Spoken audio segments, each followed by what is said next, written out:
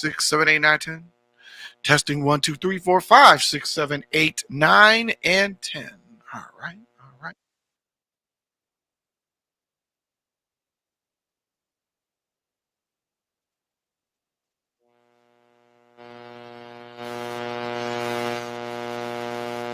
Where's that coming from?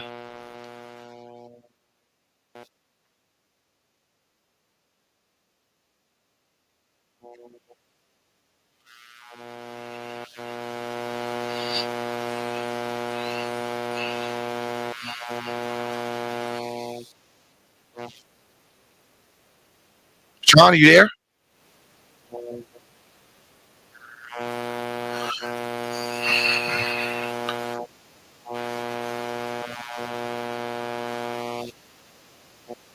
I cannot hear you at all.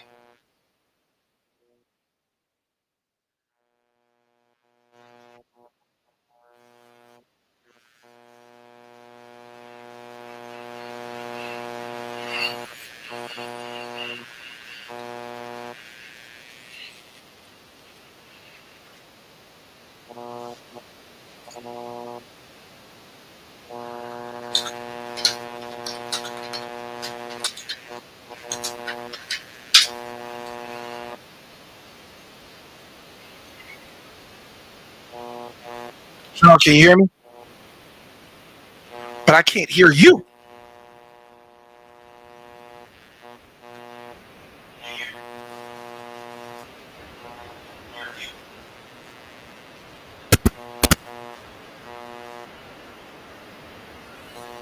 Yeah, I can't hear. I can't hear him at all.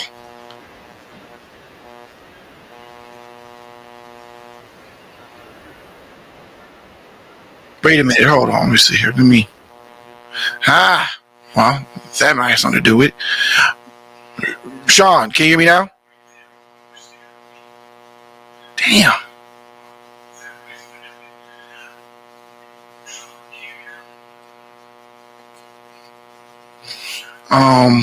Damn. For some strange reason, I cannot hear him. He can hear me, but I can't hear him. And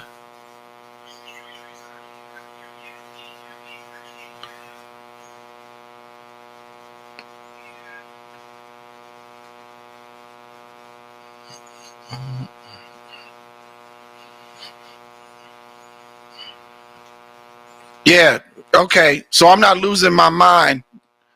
Um, no one can. I can't hear you, Sean.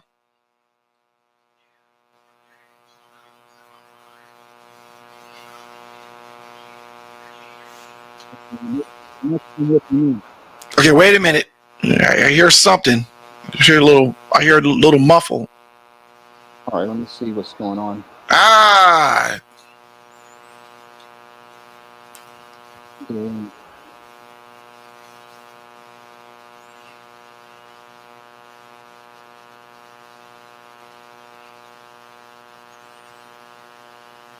Okay, is that better? Yes. Okay, I turned my microphone up to the maximum, so that should work. I hope.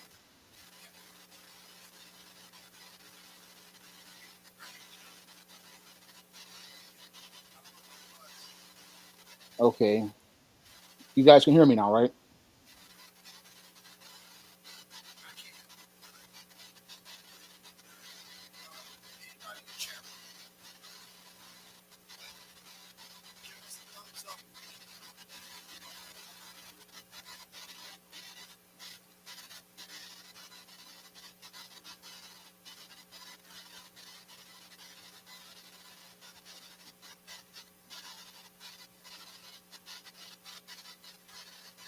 All right, I'm gonna see what's happening here. What's going on here?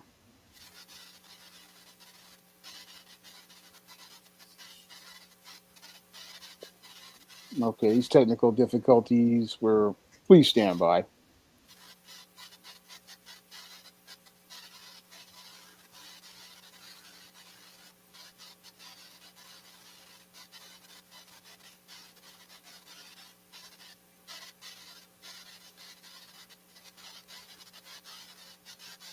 Okay, I think my microphone is working. If you guys can hear me, just put a one in the chat.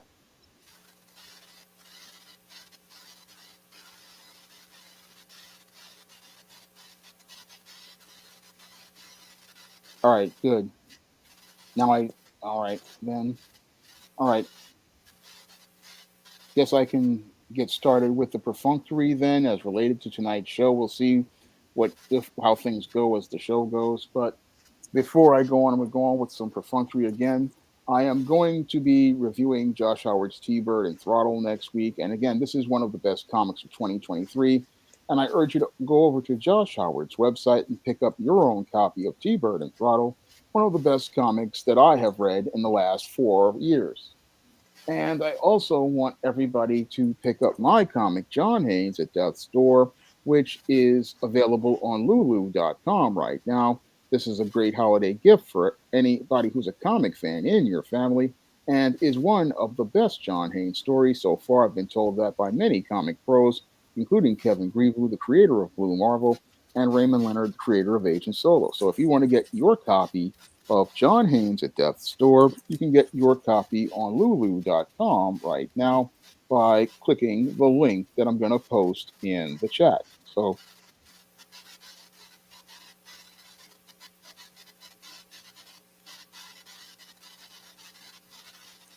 and you can also pick up the SJS Direct 2023 books, including John Haynes Godbreaker and John Haynes 1987, which are currently on Amazon.com. And you can pick up both of these books on Amazon.com right now. I'm having a really slow month for book sales, so I would really appreciate it if you guys would go out here and pick up a copy of any SJS Direct title. I've only had 2 sales for the entire month of November, and I really want to get those sales back up to where they were back about 4 or 5 years ago when I was doing about 20 sales a month. So if you could go out here and pick up some books, that would be greatly appreciated. So I'm going to get ready to get started with tonight's show. Mr. Chris, are you still there? I just want to make sure you're still there. Yes, I'm here. Great. So I can get into tonight's topic. And before I get into tonight's topic, let's bring up my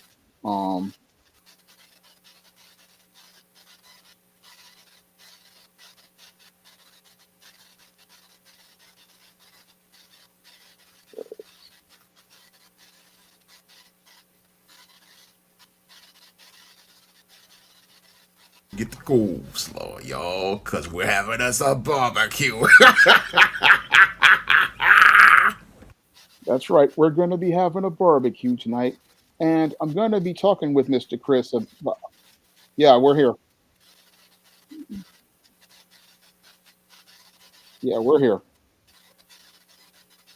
We're going to be talking about how these black female mean girls go out here and silence good black women. Now, we were going to do this show with, I have no idea. Miss Tigo, but she's not going to be able to. Unfortunately, Miss Tico could not come for tonight's show. Her birthday was last Friday, and so she, she had been taking care of some family stuff. So she won't. Unfortunately, she won't be able to join us this evening. But yeah, I'm here. I'm looking to have her on the future barbecue.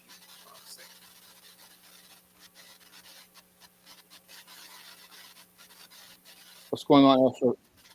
I can hear you. I can hear you very clearly. But yeah, I can hear you too. You're good. You're good. So, what's been going on with me is just that I've been doing the Chris and Company radio show, and really been focusing on the current news and things that we black folks collectively need to be paying attention to because of what's going on, and the whole Jada Pinkett stuff is a distraction, and yeah, I can hear you. Yeah. I don't know what's going on with the audio. I don't know what's going on. Okay, wait a minute. Can you hear me now? Yeah, I can hear you now. Oh, okay. Something's with my board, my sound board here.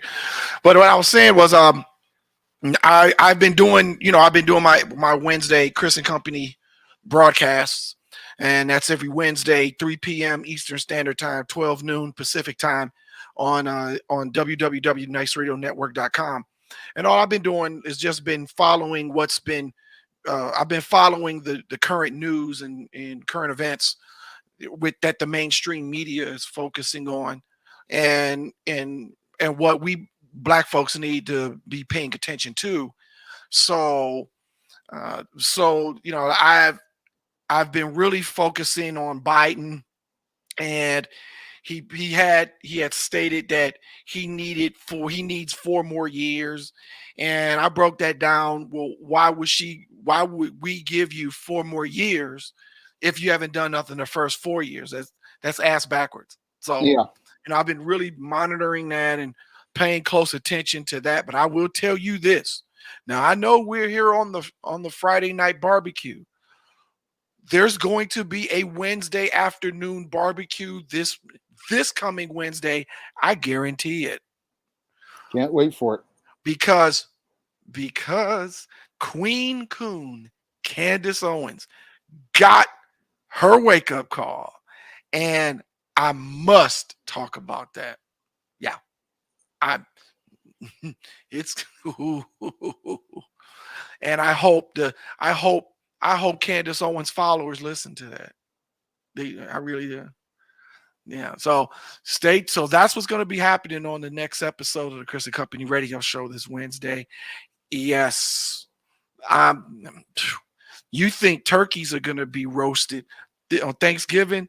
Yeah. Well, she's a queen. She's a queen raccoon.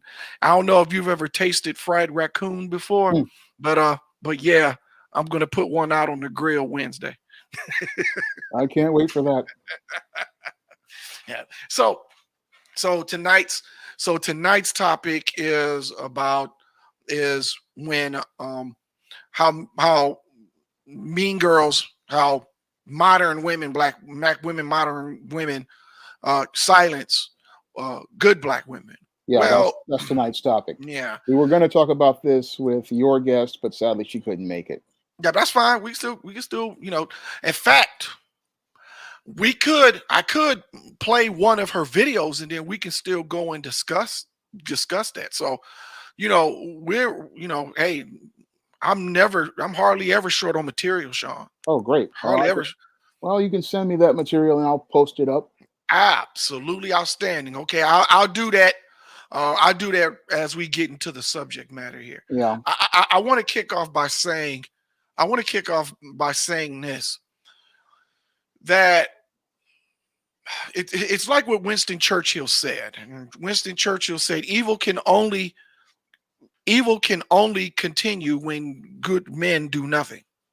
So, if good black women decide to do nothing, that's the only way these modern women, mean girls, can prevail. Yeah. That's the only way they can prevail. That's the only way they prevail. And the way they look to prevail is because they try to create this silence among good sisters by going out here and waging a campaign of terror on the good sisters. And that's what keeps them from speaking out against them. I mean, this is what I've seen with a lot of the good sisters out there. A lot of them just remain silent because they fear reprisals from these black women. And a lot of this starts out when these girls are in high school. And this is something I saw, and this is something I chronicled in one of my novels, Spellbound.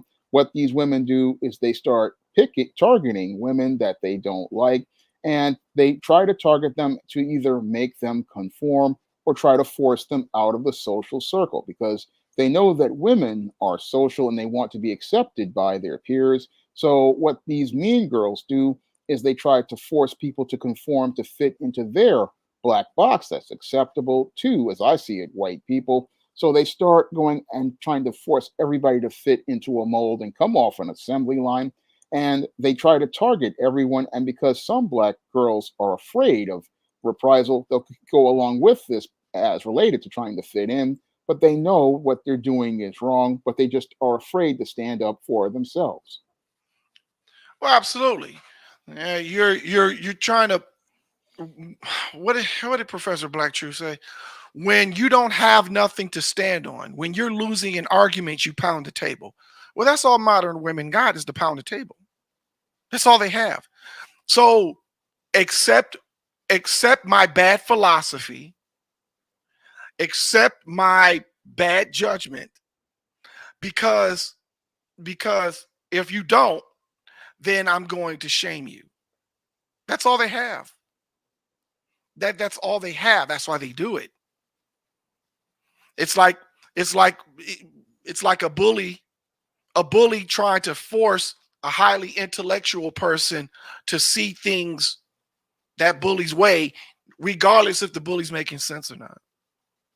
Yeah, because these women are emotional and they want everybody to sate their feelings. So what they do is they want to try to bully everybody to get them to start pleasing them. And that's what I've seen with a lot of these mean girls. They want everybody to please them. So they try to just stoke all this fear and intimidation. And the things that they use to stoke that intimidation is one, being very loud, two, using numbers, because they like to use all of their followers to go out here and create the numbers to intimidate a good sister into conforming to them. And they use this as a 1-2 punch to make a girl feel afraid. So that's why you have a lot of good black women who start just being scared and of standing up for themselves, because they fear that if they go out here and go against the unwritten and written social rules these women are trying to create, what's going to happen is they fear that there will be some sort of physical assault perpetrated on them, or even worse, they'll be pushed out of the social circles that the mean girls have created. Absolutely. Because because that's the thing about being a good black woman, right? You don't want to step on anybody's toes. You don't want to not recognize the other person's trials and tribulations and pain. So, it's about trying to walk that fine line. But the problem with that is it, you can do that. You can call yourself walking a fine line and trying not to rub nobody the wrong way, but you end up alienating yourself even more because you're not willing to pick a side. You're not willing to choose a side. Can we all just get along? Well, guess what? Can we all get along has not worked at all. No, it doesn't You work got with to these pick a women. side and stay on that side. It doesn't work with these women because they are bullies and they want total control. And what I've seen for these mean girls is that they're looking to anybody who they disagree with, they're looking to destroy. So any girl who goes outside of that box, what they do is look to crush them.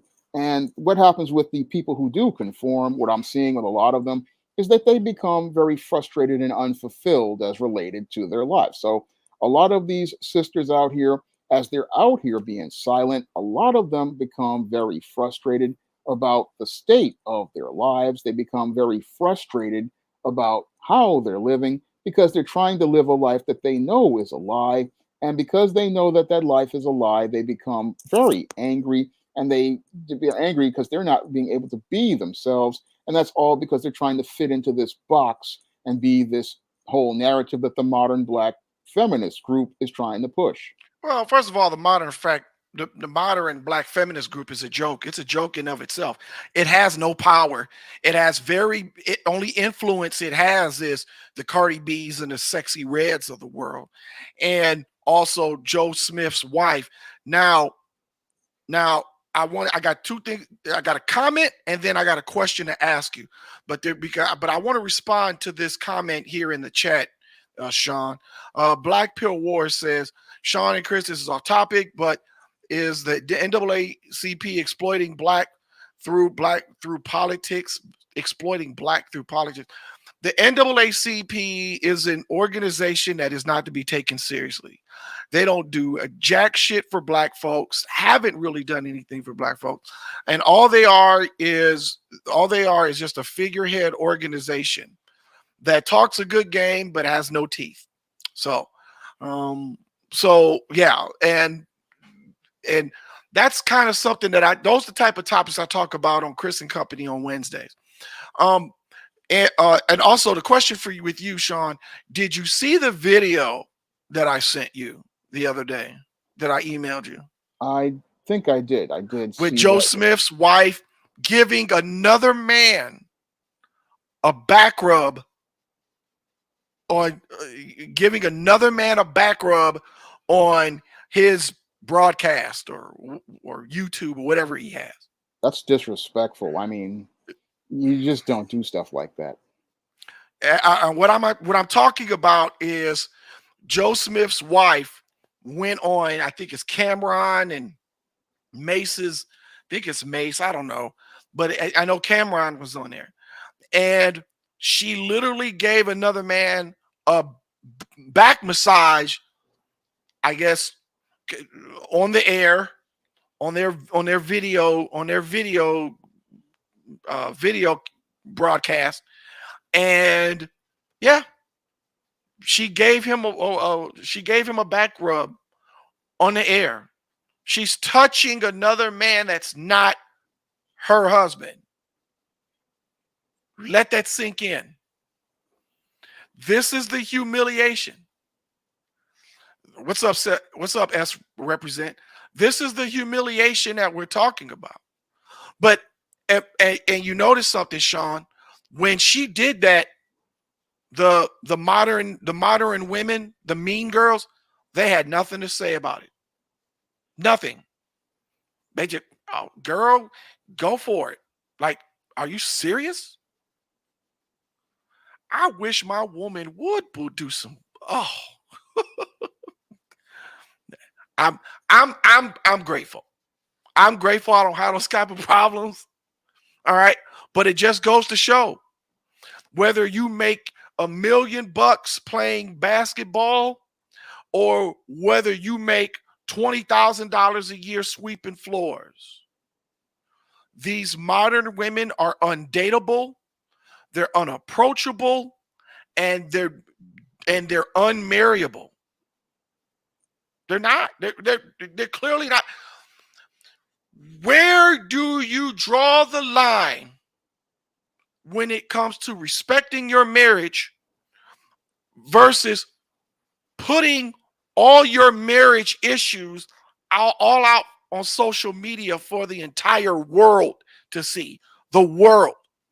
We're not talking about just here in America. Like people as far away as South Africa, Ethiopia, China, Thailand can watch this video. If you can, Sean, pull that sucker up and play it for those people to see.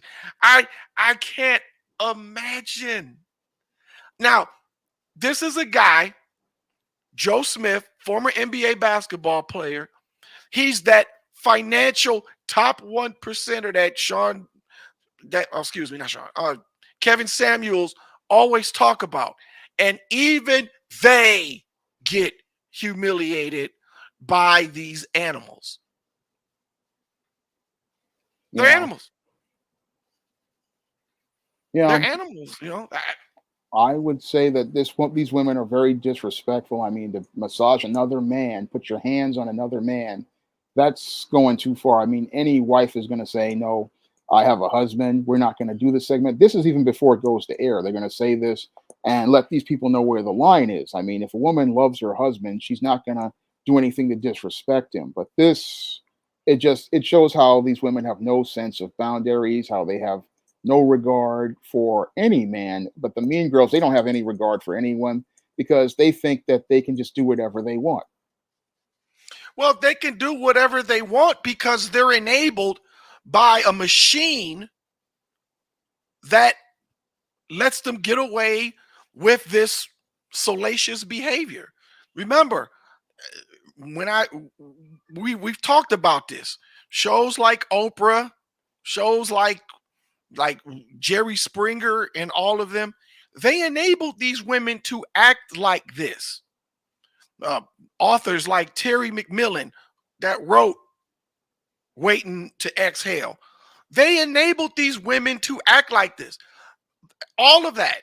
The white feminist movement back in the 60s, which turned into the sexual revolution of the 70s. And people were getting divorces left and right. And then that spilled over into the 80s with, once again, the Oprah shows and things of that nature. Crybaby woman shows that disrespect men. There were no men's TV programming to counteract the Oprahs and the Rolandas and the Jenny Joneses and the Ricky Lakes and the Jerry Springers back then. And so we're talking about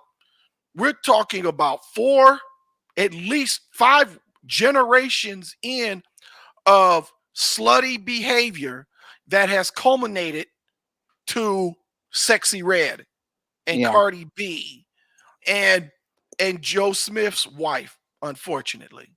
And these are the monsters that was created from the 60s current. This is what the feminist movement got you, Sexy Red, y'all.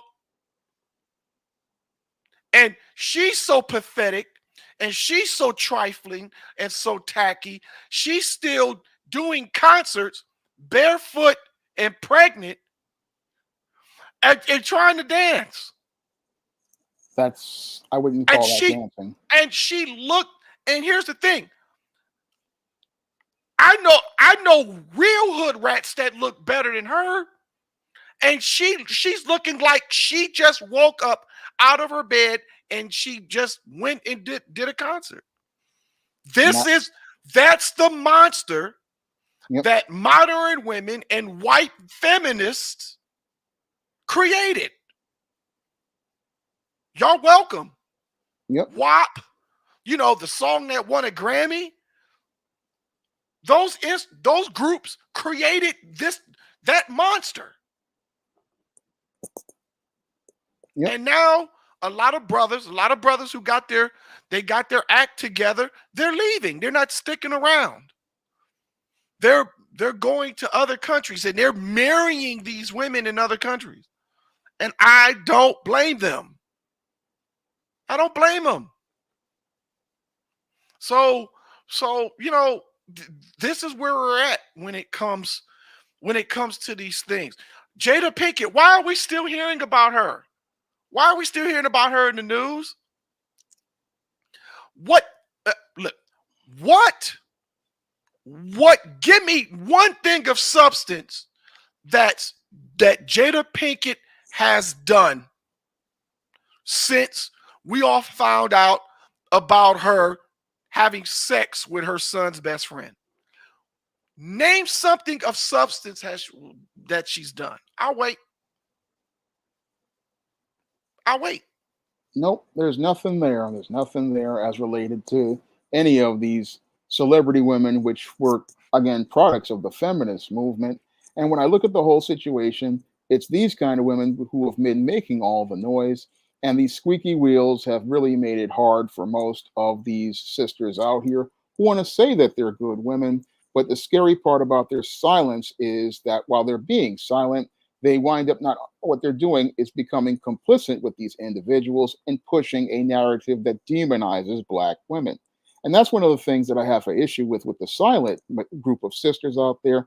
They are sitting up here not saying anything when they need to be speaking out.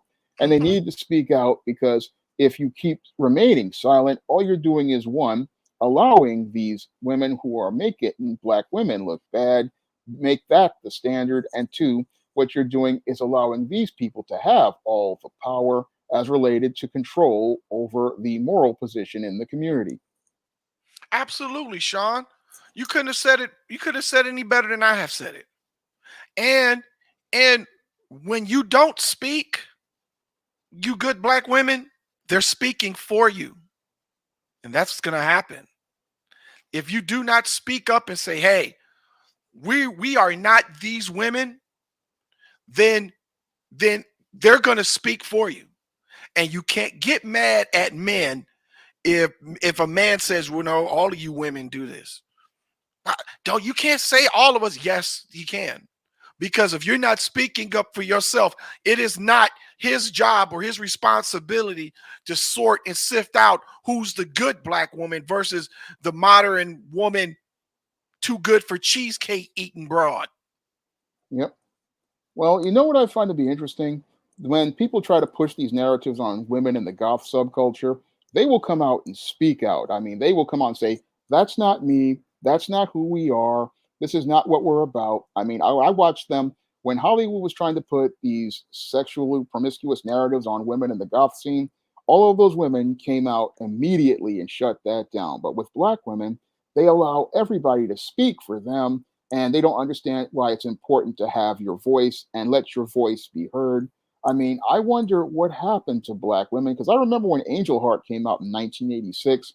That was the Mhm. last time I heard sisters actually come out as related to Lisa Bonet's performance in that movie. And part of it, I have to wonder, is it because she was a light skinned chick going out here demonizing the black female image? But that was the last time I've heard black women actually speak out the way I see goth women speak out. I mean, those goth women shut that stuff down in an instant. But when I see black women, they remain silent about a lot of things. And the time to speak is right now because if you want to be known as a woman of character and wife material, then you have to stand up like a wife and speak out when people are pushing narratives that make you and the collective of women look bad. Well, exactly. And so and so, now P. Diddy, he's caught up in some charges now. There's a chick out there that's suing him, Yes, and yeah. And so once again, trying to that that mainstream media black boogeyman narrative, trying to throw something against the wall and see what it stick. You know, and and who knows if he's innocent or guilty. I will say this: it's kind of unusual now that years later, after he was with this woman, that these charges just out of the blue just come up.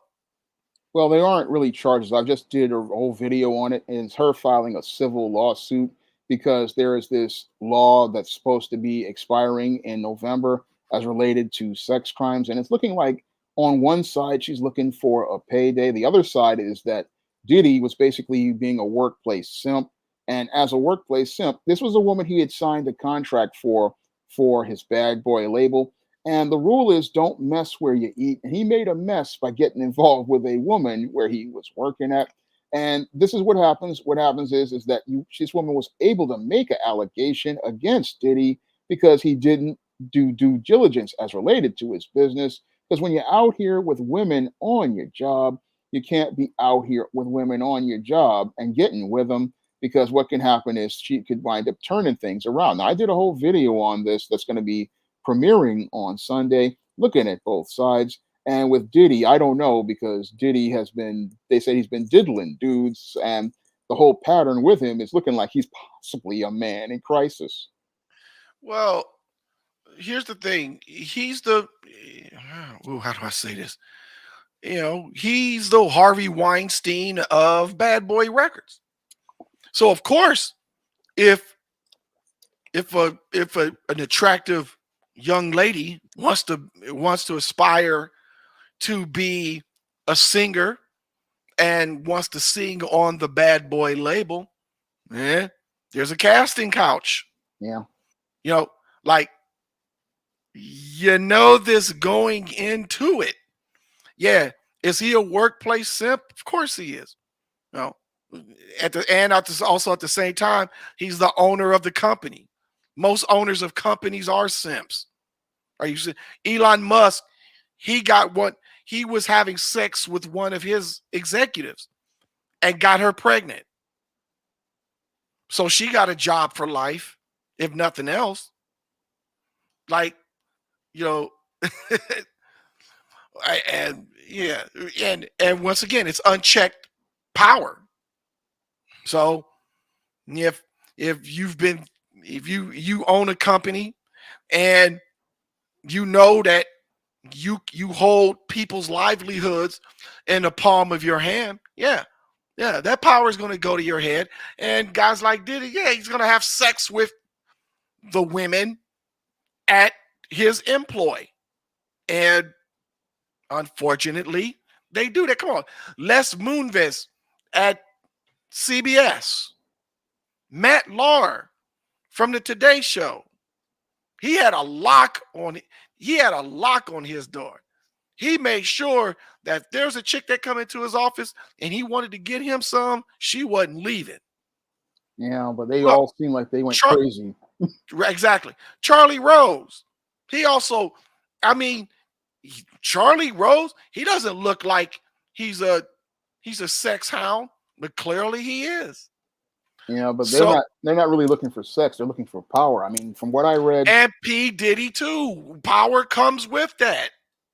because it was like he was exploring sexual deviancy. I mean, he was in some deviant stuff like Matt Lauer was and Les Moonves was. Oh, I noticed a pattern with these guys where they are participating in some sexual deviancy. I mean, what they said Diddy was doing with male prostitutes, and then later on what he's been doing with dudes. I mean, it fits a pattern that I talk about in the Man Crisis as related to sexual deviancy that if it's unchecked turns into sex crimes. So I don't know about this whole case. I just want to I mean, I'm just questioning why she didn't go to prosecutors as related to this crime earlier because I Right. mean, I look at it as like P. Diddy isn't as powerful as Harvey Weinstein or Les Moonves, where he's got prosecutors on speed dial or knows them by their first name. I mean, he's no different than Mike Tyson or Bill Cosby. But with these guys, they can play a psychological mind game and make you believe that they have all this power, but they actually have no real power at all. Yeah. Well, when it comes to Diddy, like I said, he did have power. When it comes to Mike Tyson, yeah, not so much. Yeah, he was a heavyweight champion of the world, but uh, he was involved with some unsavory guys like Don King, and so yeah, you lay down with dogs, you end up with fleas, right? Well, in Diddy's situation, like I said, if this was going on so much so, then how come this woman didn't say anything right when it happened? See, the longer a woman waits to talk about it, I, I hate to say this, it hurts her credibility. It does. And when you're going through things like this, discrimination in the workplace, sexual harassment in the workplace, you have to report those things immediately, because the longer you take to say anything, the less you're going to be taking seriously when you report those things to the authorities. No, that's true in some ways. I mean, she should have reported it immediately, but she thought she was going to try to protect her contract, which was a dumb move in and of itself. But she's 19 years old, and a 19-year-old kid doesn't understand that there are some things worth more than a contract, like your dignity and your self-respect. All she was thinking about was keeping that so-called fame. But there's some things worth more than fame, and I would rather. I mean, I've seen singers that did look to preserve their integrity and they would rather have their integrity than this fame. But she went out here looking to try making that compromise, and it wound up making it where she wound up in this really jacked up situation. No, yeah, and I'm sorry she went through that. You got to talk to someone, a consenting adult that will represent you. What's more important, having this contract with Diddy or your personal self-respect that this man takes away every time he wants to every time he wants to see you alone one-on-one with him. Yeah, because it's her silence that basically kept this relationship going and should have never even began to begin with. Because anybody knows if you're a professional, you know you need to keep the lines professional, keep the boundaries professional, And if a guy wants to cross a line, that's a line you need to set a boundary with. And that's something a lot of sisters out here who are quality sisters don't understand, that with these mean girls and these simps out here, you got to draw the line with them, because if you don't start standing up for yourself, what's going to happen is these guys are going to start blurring the boundaries, start walking over you, and start twisting up things so that they can go out here and abuse people. Exactly. Exactly. I'll tell a woman in a minute. You've got to report that now, right now. And you can't hesitate with that, because the person that's doing the harassing, they're not going to change unless they're forced to. And so, you know, you don't want to give those type of people that type of power over you. No. And that's why quality sisters got to speak out, because every time the longer you remain silent on stuff, the more power you give the loudmouth, argumentative black modern woman. Every second that you stay silent, these type of women get more power to push their narratives.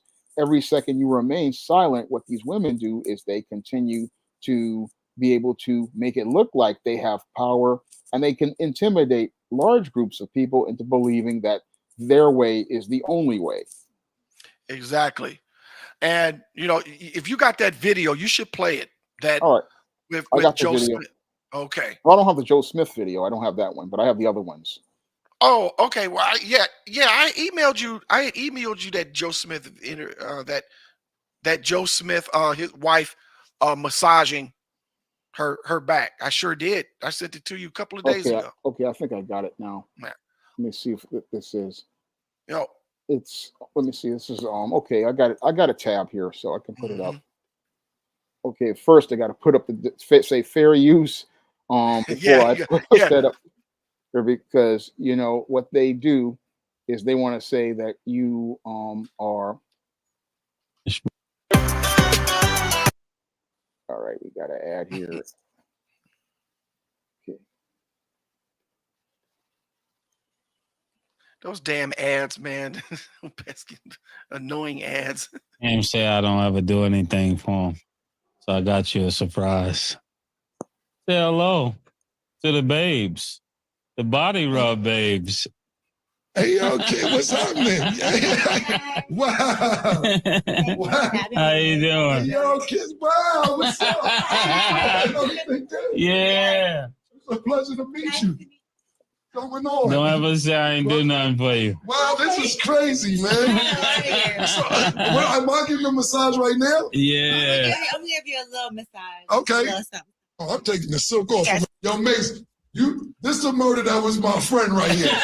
This was my man right here, man. This was my guy, man. Well, yo, Kiss, thank you for coming in Thank person. you for This Yeah.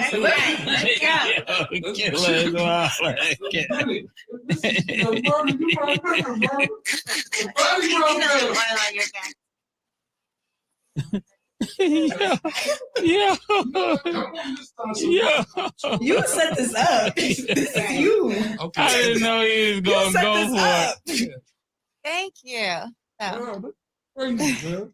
What did your OnlyFans go up after that? Yes, I was at like probably in the top 20% of creators, and now I'm in the top like 20.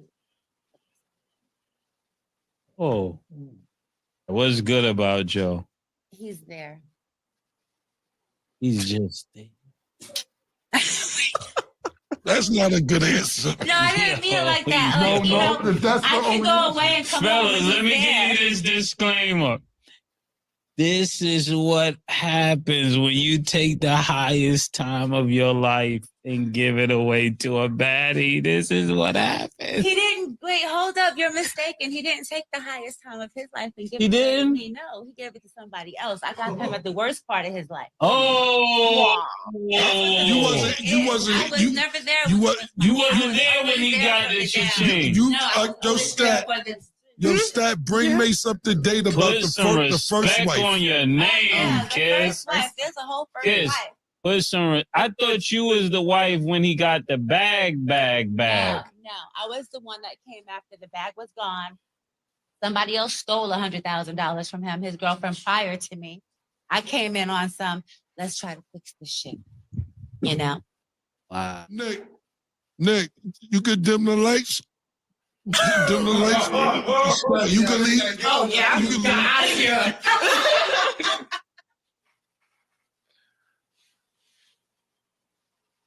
Okay. Oh my God. Bruh. Sean? Okay. Yeah, I'm here. Yeah, bruh. That was a mess. Bruh. Mm. I mean, that was disrespectful all around. No. I mean, it's worse than disrespect. I don't even know. That was demagoguery, Yeah. Sean. That was demagoguery. That was worse than disrespect. Sean, that bitch would have no place to stay if she did that to me. When she got home, there would be no home. Yep, Her she stuff have- would be she her would have to stuff be would, out. all of it. All of it gone in the front yard. Yep. I she said basically that he didn't have nothing when she came along. Wow. Oh, that's emasculation right there. Putting your business out there is just totally out of line. Because your woman is supposed to be standing up for you, looking out for you. Not supposed to be putting you out there and making you look weak like that. That's just, this woman is completely off code. Oh no, but yeah, S represents said, I believe they're currently separated. No. Divorced. I mean, I believe you that you said that they're currently separated. I'm just saying that she belongs to the streets. He should have left her there right where he found her. Let's play role reversal. What if a man was rubbing all on a woman's back and let's say his wife was somebody like, I don't know, Beyonce or somebody like that. Could you imagine the hate he'd be getting? Could you imagine? Could you imagine the hate if the roles were reversed? The you girl crowd will be talking about he needs to divorce her, he needs to drop him, he needs to do all this stuff. I mean, we would hear the you girl crowd telling her to get rid of him, and it would be a whole different standard. Yeah. A whole totally different standard. And that's the problem. That's the double standard. This is why you good sisters out there, y'all got to separate yourselves from this hoishness. You've got to separate from this sisterhood and be like, hey, what she's doing, Joseph, I don't even know the broad's name. That's how insignificant she is to me. But Joe Smith, I'm not like Joe Smith's wife. I'm not like Jada Pinkett Smith. I'm not like none of them.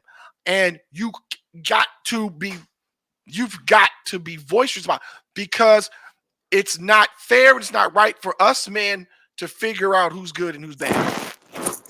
Yeah, you got to. It's very disingenuous. See, we black men, we always have to be held accountable. Yeah, and that's why we separate ourselves from Pookies and Ray Rays. Exactly. We do not associate with those guys because we don't want to have these guys as a part of us or a part of our code, and we don't want their behavior to be associated with our standard. And that's where the sisters get it all messed up, because they want to be socially accepted, not understanding that if you're out here supporting a standard that isn't yours, what's happening is that you're supporting somebody in promoting their ratchet behavior and making their ratchet behavior the norm. And you have to do like us brothers do. We separate ourselves from the bad guys. And the quality sisters got to start pulling themselves away from the hood rats and the ghetto chicks and the ratchet chicks. You got to start pulling ourselves away from. You got to start pulling yourself away from them because it's these women who make a standard that make it harder for you to get with the quality brothers out there. Exactly. And you got to do it, or you're gonna miss out on a decent man. Yep. Because he's gonna think you're like them. Yep. That's why that's why I really wanted Miss Tiggo on the show, because she does not, she rails against that. She rails against it. And even to the point where when she was on the Saturday night special, she talked about these modern women, these bad girls, these baddies, or whatever the hell they want to call themselves, where they wanted to threaten her. They were threatening her life. Oh, I know that happens all the time. That's what I wrote about in Spellbound. These women, they will terrorize quality women and women of character. I mean, they've been doing it since the junior high and high school days. These are the girls who jump girls in the bathroom. They jump girls after school. And even some of them will even plot to jump girls after work. And they'll even do it in corporate jobs. I mean, and that's where quality women have to do, like I had the Matilda character do, find your voice and start speaking. Because if these women are out here speaking for you, guess what? After they silence you, they make it where you're not going to be able to have any voice at all. And that's going to make it where you're going to wind up single and miserable, just like these mean girls are. Exactly. Because that's all they have. They don't have, they don't have any substance about themselves. No, all they have is the flash and the loudness of their mouth, the loudness of their clothes, which are usually poorly fitting. And they have nothing but the only thing they can bring is drama, because they cannot help build anything. I mean, these women are not helpmeets who can help do anything. So all they can do is talk a good, big, loud game, but that game is so bad that even Pookie can play it. Well, right. Well, Pookie be the only one that be getting the draws from these female. Yeah. Because no woman like this I'm gonna take seriously. I'm not. As soon as she start talking I need a man to do this and I want a man to do that, I'll be like, you know what? I'm not your guy. Why not? Because I'm my own man. And I've worked hard to get where I'm at. I've worked hard. I've made my bones. I paid my dues. I put my life on the line to serve in the United States Marine Corps, to have the life I want to have out here in Arizona. You think I'm gonna take some shit off some chick just because she's hot? No, because she looks good. When you can look good, have an ugly personality, and be looked at as an ugly person. That's what today's modern women have a problem with. Yeah, they're ugly on the inside and uglier on the outside, because what's on the inside of them is reflected outside, and they think that because they put on a gallon of makeup and a weave that this makes them attractive. But what makes them unattractive is their whole content of character and the values that they have. What values? They don't have any values. Well, I always all wrong. They don't care about anything or anyone. They just see people as tools they can use from point A to point B. I mean, they're just really the worst that is out there. And these are the women who say that they want a good man, but they don't take the stock to see that there's nothing good about them. Well, of course not. Because that would take accountability. That would take accountability. Two groups of people who have the least amount of credibility. That's modern black women and white men. Yep. They are the two most unaccountable group of people that you will ever see in your lifetime. Yep. In your lifetime. Just follow me on Twitter and see some of the. I can show you some of the tweets that I've gotten from these fragile white supremacist chicken heads, and they sound just like modern women. They sound just like the cheese Miss Too Good for Cheesecake hoe. And and talk about that story. Boy, she was so, once again, she was so, well, unable to hold herself accountable. She claimed that that whole thing was a skit. Yeah, I saw that. It wasn't. And I had to look at that and shake my head. I mean, you went on another man's show and tried to say that it was legit, and it was legit until you started being held accountable. When you started being held accountable, all of a sudden it was a skit, when in actuality, you were just lying because you don't want to be held accountable for your actions. Right. That is the listen. That is their kryptonite. That's their kryptonite. Cannot be held accountable. In fact, they should just change their names and make a movie called The Unaccountables. Yep. You know, just like The Expendables with Sylvester Stallone. Just call themselves The Unaccountables. Because they're not accountable at all. And that's the new trick that I noticed that the modern woman has, that whenever you hold her accountable for something, she wants to rewrite the story and say, oh, it's a skit. Oh, it's a joke. And it's not a joke. I mean, I dealt with this in junior high school and high school when these girls would try to diss me, and I wouldn't let them get away with it then. And that's why I don't let people get away with it now, because what they're trying to do is they want to sneak diss you by saying what they want to say, then say it's a joke, when in actuality, they are just looking to disrespect you, disrespect you. And if they can get away with it, they'll do it. And that's the thing that guys have to do, is you have to check that right then and there. Because if you allow somebody to disrespect you like that, they're going to keep disrespecting you. Sure will. And that's why you got to find your voice and let these women know, no, it's not going like that. Because I've seen these girls do this when I was in high school back in the late 80s. And that's what they're doing right now. I mean, this whole skit thing, I mean, if you've got mainstream media sources saying this is an actual story, all of a sudden she wants to say it's a skit. And then what she wants to do is say, oh, people were coming after her. Well, you wouldn't have this whole situation if you hadn't put the phone up and started recording in the first place. Right. Once again, dummy, when are you going to hold yourself accountable for your actions?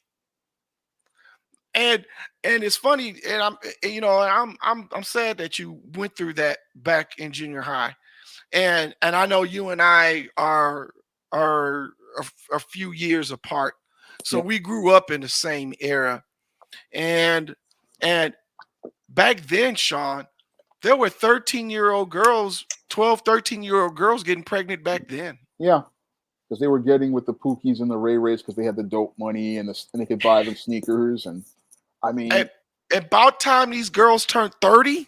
Yep. I'm talking about in our generation. Yeah. They were already grandmothers. Yep. I've seen quite a feu of them. Went to school with quite a few of them. Saw a couple on my Facebook like that. Uh-huh. And then now some of them women will give you the time of day now, Sean. Yeah. Because the men that they want don't want them. Nope. And the men that they want, right? They only see them what they used to look like, not what they look like now. Yep. That's what happens. It's like so Cleveland now Brown effect. Exactly. So now after she had her first child at 13, become a grandmother before 30, and who knows, countless men in and out of her door. Now she wants to approach you. Yep. Same guy she didn't pay attention to back in school. Now all of a sudden you're the object of her desire. You already know, you already know that she's at that. All she's doing is looking for help. She ain't looking for love. She can't look. There's no Nope. love in her. Nope. All the love has been taken from all the guys that she laid down with. At Yep. this point, when she gets to you, she's looking for help, bro. That's all she's doing. And when She's these women looking for and help. when these women wind up in bus downtown looking for help, what they do is when they start seeing quality sisters out here, they want to eliminate competition. That's always the thing that's a major part of their bullying is they want to eliminate competition because in addition to women being social, they also compete against other women. And what they want to do is bully other women into scaring them into believing that they are something that they're not. I mean, the whole thing is that's one of the things that they want to do is they like to use intimidation and fear. This is what they do when they're younger and even when they're older. Their whole goal is to eliminate their female competition to make it look like they are the only option when there are a whole lot of options for guys out here. Well, absolutely. Look at the passport bro movement. Now I know we have our subtle disagreements about it, but no, I like those guys because you know what? They're not sitting around. Say what you want about passport bros. They're not sitting around waiting for some quote unquote good woman to just fall out the sky, fall into their lap, and then go to the altar. They're not doing that. They're Yeah. not waiting to turn into a skeleton, still waiting to look for their love. Nope. They're getting a passport and they're boarding a plane and they're going to meet they're going to meet their future wife. I'm not mad at them. That you know what that shows? That shows to me that that shows that you have a lot of get up and go. That shows that you are a go-getter. I like that because I'm a go-getter. No. Now, the dark side of the passport bro movement is that there are simps in that group. And the simps in that group, I've told a couple of passport bros, you're gonna have to get them out of your ranks, bro. Because simps, when they're so spellbound by the first woman they see, and then if they don't get her or he specifically wants her, all the baggage that he's been through with women in the States, he's gonna take it down there and in those other countries. And either he's gonna mess it up for himself or he's gonna mess it up for those passport bros that have good intentions. That's the only kryptonite when it comes to passport bro. And I've said this to these guys. I've said it to them. Like, yeah, you got simps in your group. You're gonna have to weed those suckers out. You got to weed those guys out. Because if they can't control themselves, they're going to become out of control. And then that's going to make passport bros look bad. Yeah, that's true. Simps ruin the game for everybody everywhere they go. Yeah. And that's all there's out here now. If you are a female and you've got, I don't know, 3, 4, 5, 6 kids by multiple different guys, and there's some guy that's still interested in you because you guys go back to such and such high school, he is a simp. Yep. He's a simp. Whether he's a broke simp, whether he's a rich simp, he's a simp. Because she's not going to even be able to meet his basic needs because of the fact of all the children that she has, her other obligations, some crazy ex-boyfriend she's got to maneuver around. And you simps don't mind setting themselves on fire just to get with some chick that they didn't get, that he that didn't pay him attention back in the 9th grade. Yep. You got to get out of that. Yeah, you gotta get out of that and move on, because well, that's what they do. They just stay seeing people as they were, not accepting who they are. And with if you're a decent woman, I say you have to get a bit more assertive as related to competing. And that's another thing that I see with a lot of the silent group of women.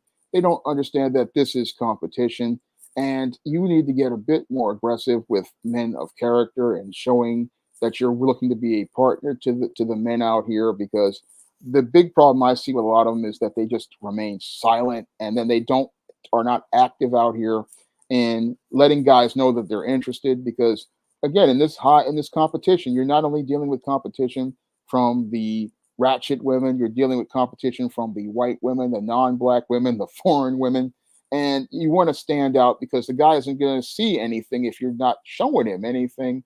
So what I see with a lot of sisters who are this silent group, I mean, if you're a good sister, you got to show a man who you are and that you want to state your intentions, because if he don't know, then maybe if he don't know, he can't give you the chance. Exactly. And we know, like, we're talking to the decent women out here. You women are not alone. You're not, but you can't stay silent. Good women who stay silent are allowing these modern women to win. And if you don't believe me, you need to play one of I sent you 2 of I've got the clips. Yeah, okay, clips. Yeah, you should play them. I'm gonna real play quick. that clip right now.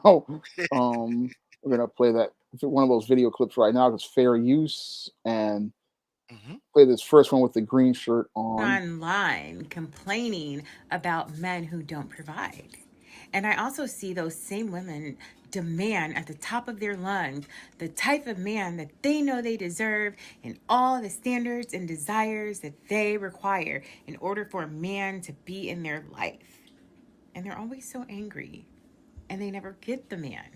But one thing I realized based on my surroundings and my social media algorithms is the women who are deserving of those kind of men typically get those type of men because they naturally attract them. So you are not going to find those kind of women on social media or in real life, for that fact, doing the type of things that the undeserving women are doing. And one thing that these undeserving women think is because they may have a pretty face or a nice shape, they spend a lot of money on designer clothes, or they have a BBL, that the men are like simps and they're not going to see through your facade. Like, they're not going to know that you come with baggage, or they're not going to know, that you have unrealistic expectations, or they're not going to know that you legitimately are a liability to their pockets and to their mental health. You really think that they don't see that you are not worthy of their time when you base their character on their pockets or the cost of a date or the location of the date? You guys really are invisible to them. There are plenty of men out there that are like this. They just don't want you. They want no parts. And that is why I always say that in 2023, men are the prize, because a lot of you women, you are not qualified for these type of men, yet you want them. A lot of you women want these men, but you also want them to provide for another man or multiple men, children. They literally are the prize. And if you do end up getting one and they do you dirty in the process, then you just take it, because you're never qualified for them anyway. Ouch. She stole a lot of truth there. Ouch. I've got to have her on the show live. Absolutely outstanding. So she's even said, even if modern women, black modern women who treat men like garbage, if you happen to come across a simp and the simp does you wrong, you should just take it, because you wasn't good enough for him anyway. Damn. She said it. I love it. I absolutely Well, they did a lot of guys dirty, so they basically would have been reaping what they sowed. You know what? I'm gonna try while we're discussing her. There's another one I want to send you as we speaking. But yeah, but she can't do this by herself. No, there's a lot of There, sisters out there like her that are out there who want to say things, and they got to learn to start speaking like she is, because the more sisters who speak, the more we can start to push back against this entire narrative that's enabled by the simps and the gynocentric media that goes out here and pushes this strong, independent group of mean girls who just want to be the only voice for Black women and want to be the only voice that speaks for Black women. I mean, there's the more sisters start coming out, I mean, we can really get a stand against these mean girls, because there's brothers out here looking to stand with you. There are brothers who want to see the return of quality women to be the standard. So a lot of the girls out there and women need to understand they're not alone. There's a lot of brothers out there who want to stand by their side. right. And I just happened to come across Miss Tigo on TikTok. So when I heard what she said, and then I had chimed in and text what I said, she, she had added me to her live, and we talked about it and we discussed it, and you know, she's been on the Chris and Company Saturday night broadcast once, and hopefully I could try to get her. Hopefully I could try to get her back. I know that she does take care of her parents, and her parents are up there in age. Yeah. So yeah, so I'm gonna try to get a hold of her. But yeah, yeah, she gets it. She really does. And she says it, even though she's currently separated in her marriage, she has the right frame of mind to know that if she ever wants to get married again, she has to have a pleasant and charming personality that we decent men look for in a quality woman. Yeah. Because we can tell the difference between a woman of character and a woman for the streets very easily. I mean, you can read it in a couple of seconds. Right. When you talk to a woman, and I've explained this before. I'm 52. I'm soon going to be 53 next month. Any woman my age that's I would say slightly above attractive, right? She's not average attractive, but she's attractive than maybe women her age, right? And she's still single and she's still available. That's because there's something wrong with her. Good women are not on the market. Good women, I'm talking about good looking and good attitude women. They're not on the market. So if a woman is my age or our age, Sean, Yeah. and she's still available, my first question is, okay, so why are you single? Like, what is it about you that you're not? Well, it's not me, blah blah blah. If she gets defensive, your answer's right there. Yep. If she says, well, I was married but my husband passed away, then okay, that's its own place, right? That's understandable. I mean, you can understand that. But Right.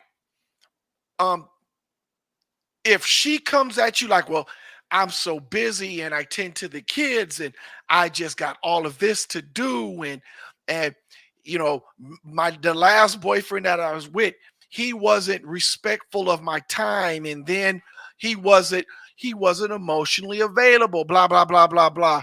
Then yeah. Those are the red flags right there. Yep. Those are the red flags right there. Yep. Past relationships are an indicator of what you're going to get later on. Exactly. Exactly. And for what? Just to get laid? It's more trouble than what it's worth. Yeah. A lot of guys are even walking away from that. Walking, don't even want it. Nope. It's No. just not worth the grief. Right. They watch a Bow Chicka Wow Wow movie, get it out their system, and then they move on. I Yep. mean, it's getting to that. I mean, it's getting to that point. Yep. It's getting to that point. Or what about this?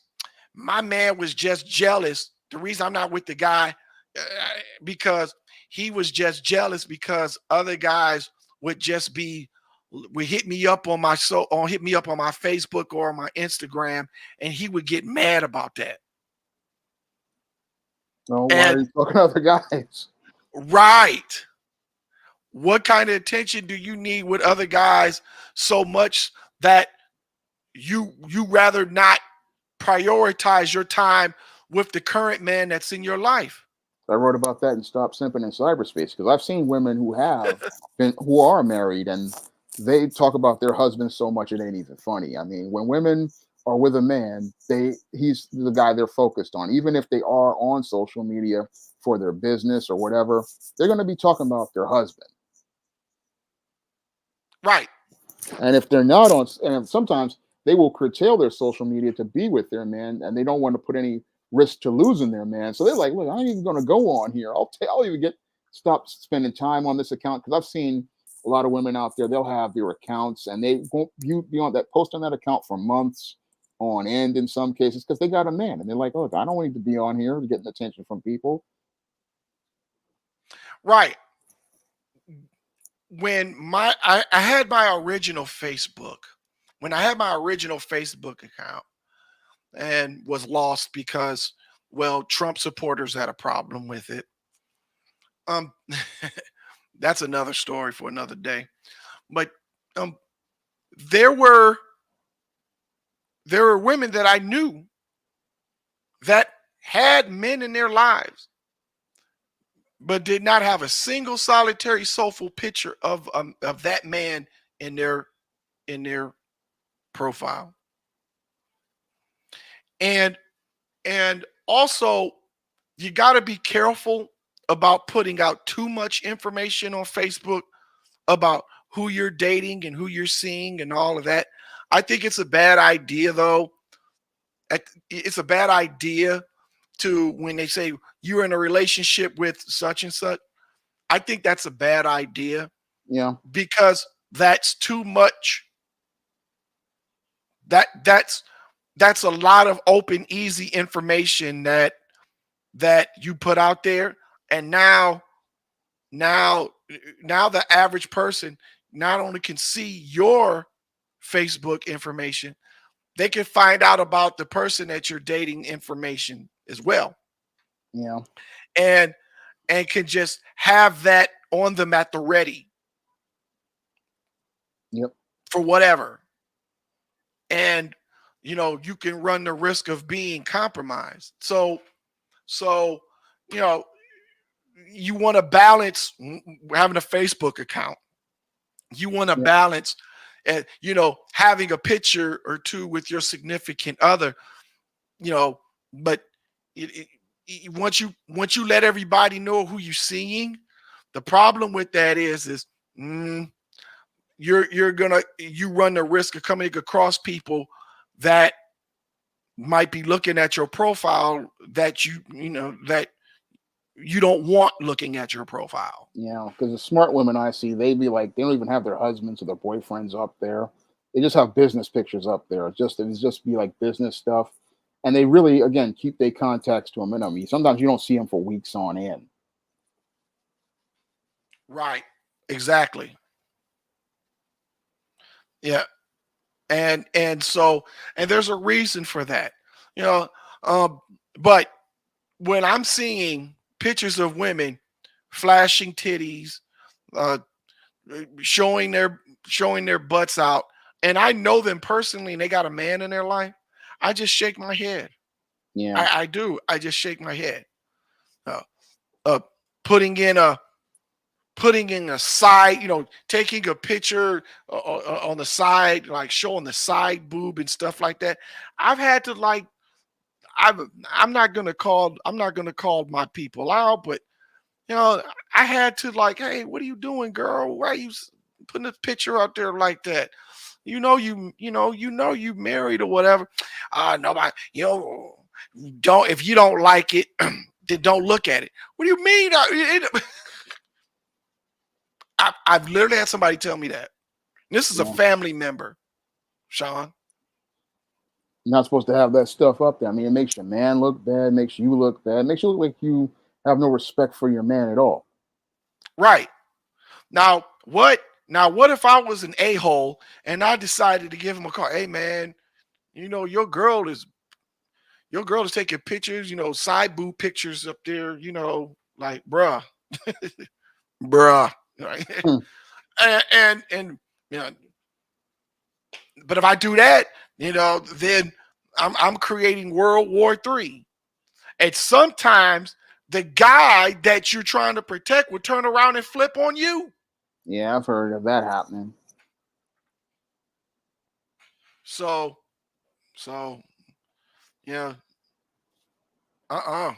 But this is the society we live in, man. Yep. This is the society and we have to go through these mind,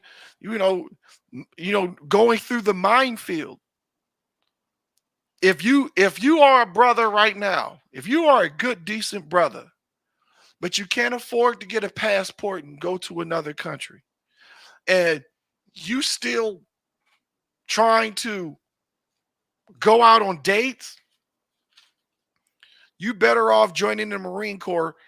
You better off joining the Marine Corps and become a landmine operator.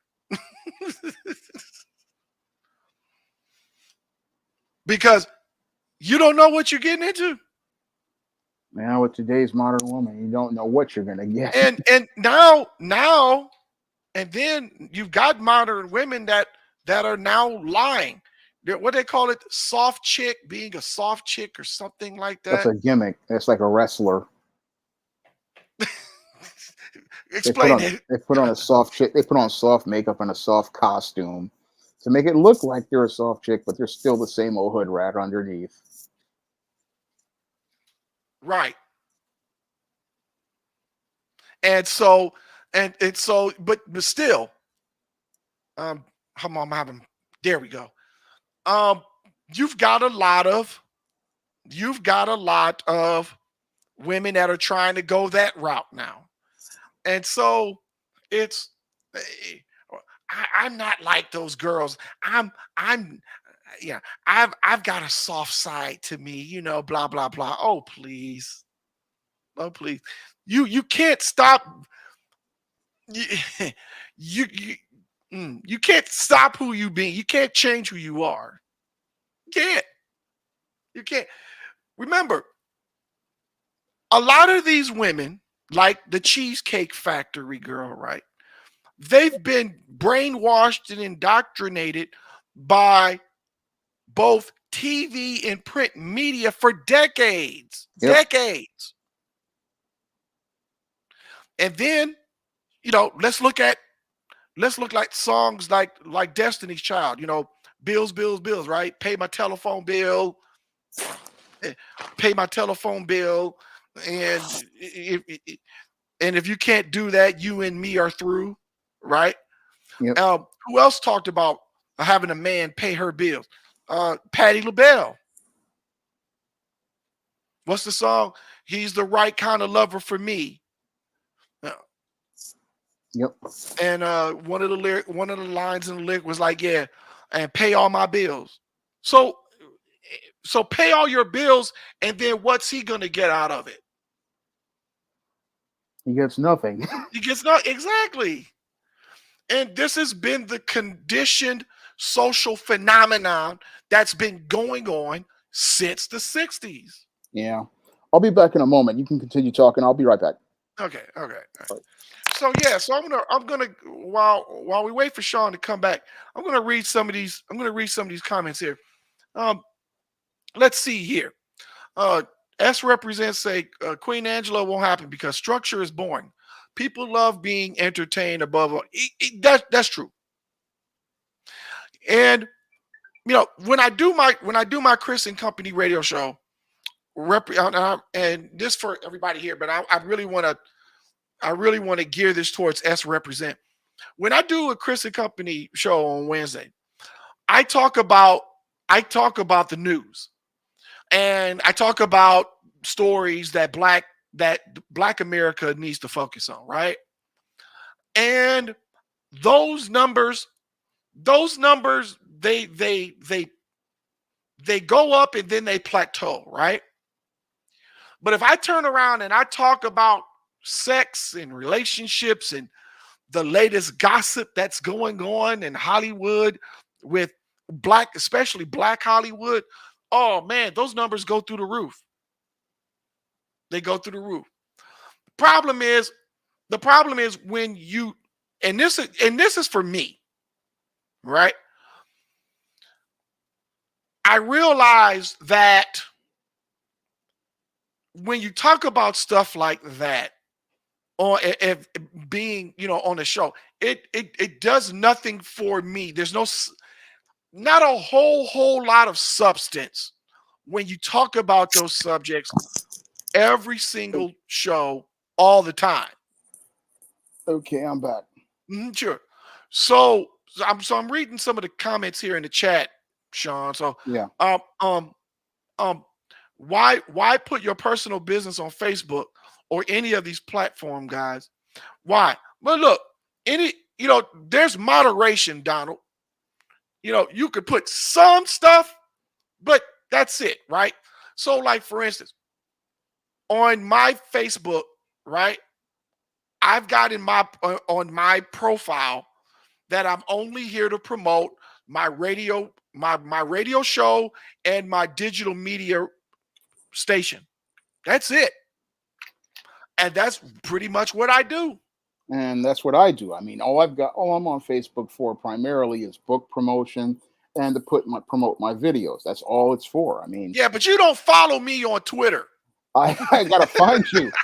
I gotta find you. So I've because all I do is post links to my books on Twitter. I don't use it for anything else.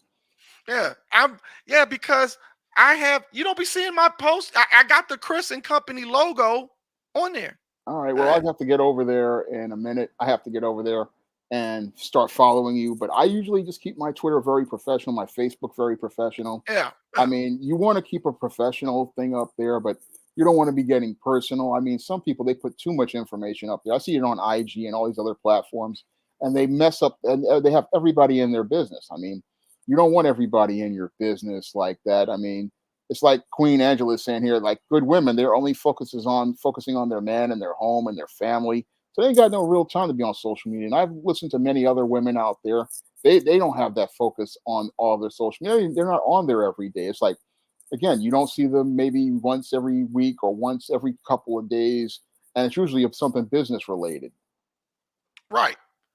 Like with you and me, there have been times where I'll email you, but then I might not hear from you for a whole 24 hours. Yeah. And that's fine because, just like you're getting ready to do a YouTube broadcast, I'm getting ready for my Wednesday broadcast. Yeah. So, when it comes to, and here's the thing, I want to let people know, Sean works hard, guys. There's a lot that goes into Sean when he does his YouTube commentaries. And you guys really need to support him because the information that he gets when he tells the stories, whether he's commenting on comic books, commenting on the latest entertainment stuff, commenting on the latest movies that are out, like the Marvels. I got something to say about that shortly. Yeah, he has to put time in so that when he does a commentary, that he has all of his information together. He has all of his content right there, and he's organizing, putting together what he's going to say and to stream and broadcast out to all of his listeners. It's so yeah, a lot goes into that. You know, Yeah. I'm you know I right now I there's two stories that I'm going to be talking about. I already told you about one of them. Yep. Okay. This coming Wednesday, oh my God, I'm going to talk about the Candace Owens Ben Shapiro fallout. I'm going to go all in on that one. And why and why this is good. This is good for Black media. And that's Yep. why I'm going to get in, I'm going to be talking about that. And so and yeah, Candace, she's part of the Mean Girls, modern women contingent, right? She's also a problem. And so and so yeah, I need to make sure that I've done my research. I've got my research and content together so that when I go on the air Wednesday, I did my research. I've got my facts. I don't have to say allegedly. I'm the story that I'm telling you guys is a fact, is of truth. And so yes, that takes time. Yeah. That takes a lot of time. That takes a Yeah. lot of work. It takes a lot of work and research because right now I did the Diddy video and now I found the New York Times says that the whole thing has been settled. So I got to come up with a Oh. follow-up video because they already said the whole Cassie situation has been settled. And I have to do a follow-up to that video that I had planned for Sunday. I may have to even do a whole new video for Sunday. Goodness gracious. This happened so quick, but I guess he got some skeleton bones that he didn't want revealed as related to stuff he was involved in. So he quick hurry up. Oh, he cut her a check, huh? Yep, he cut her a check. He cut her a check so quick. Wow. I mean, he cut her a check within hours.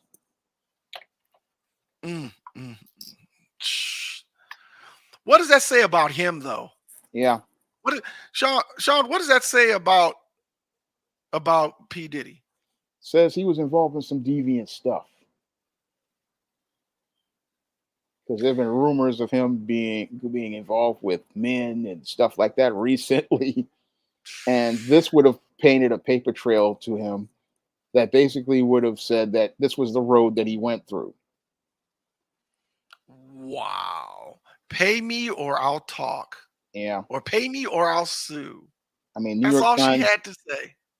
New York Times just reported it just tonight at 11 o'clock p.m. I'm looking at my email, and it says he settled the lawsuit. Wow.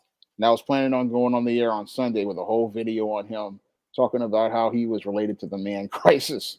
And goodness gracious.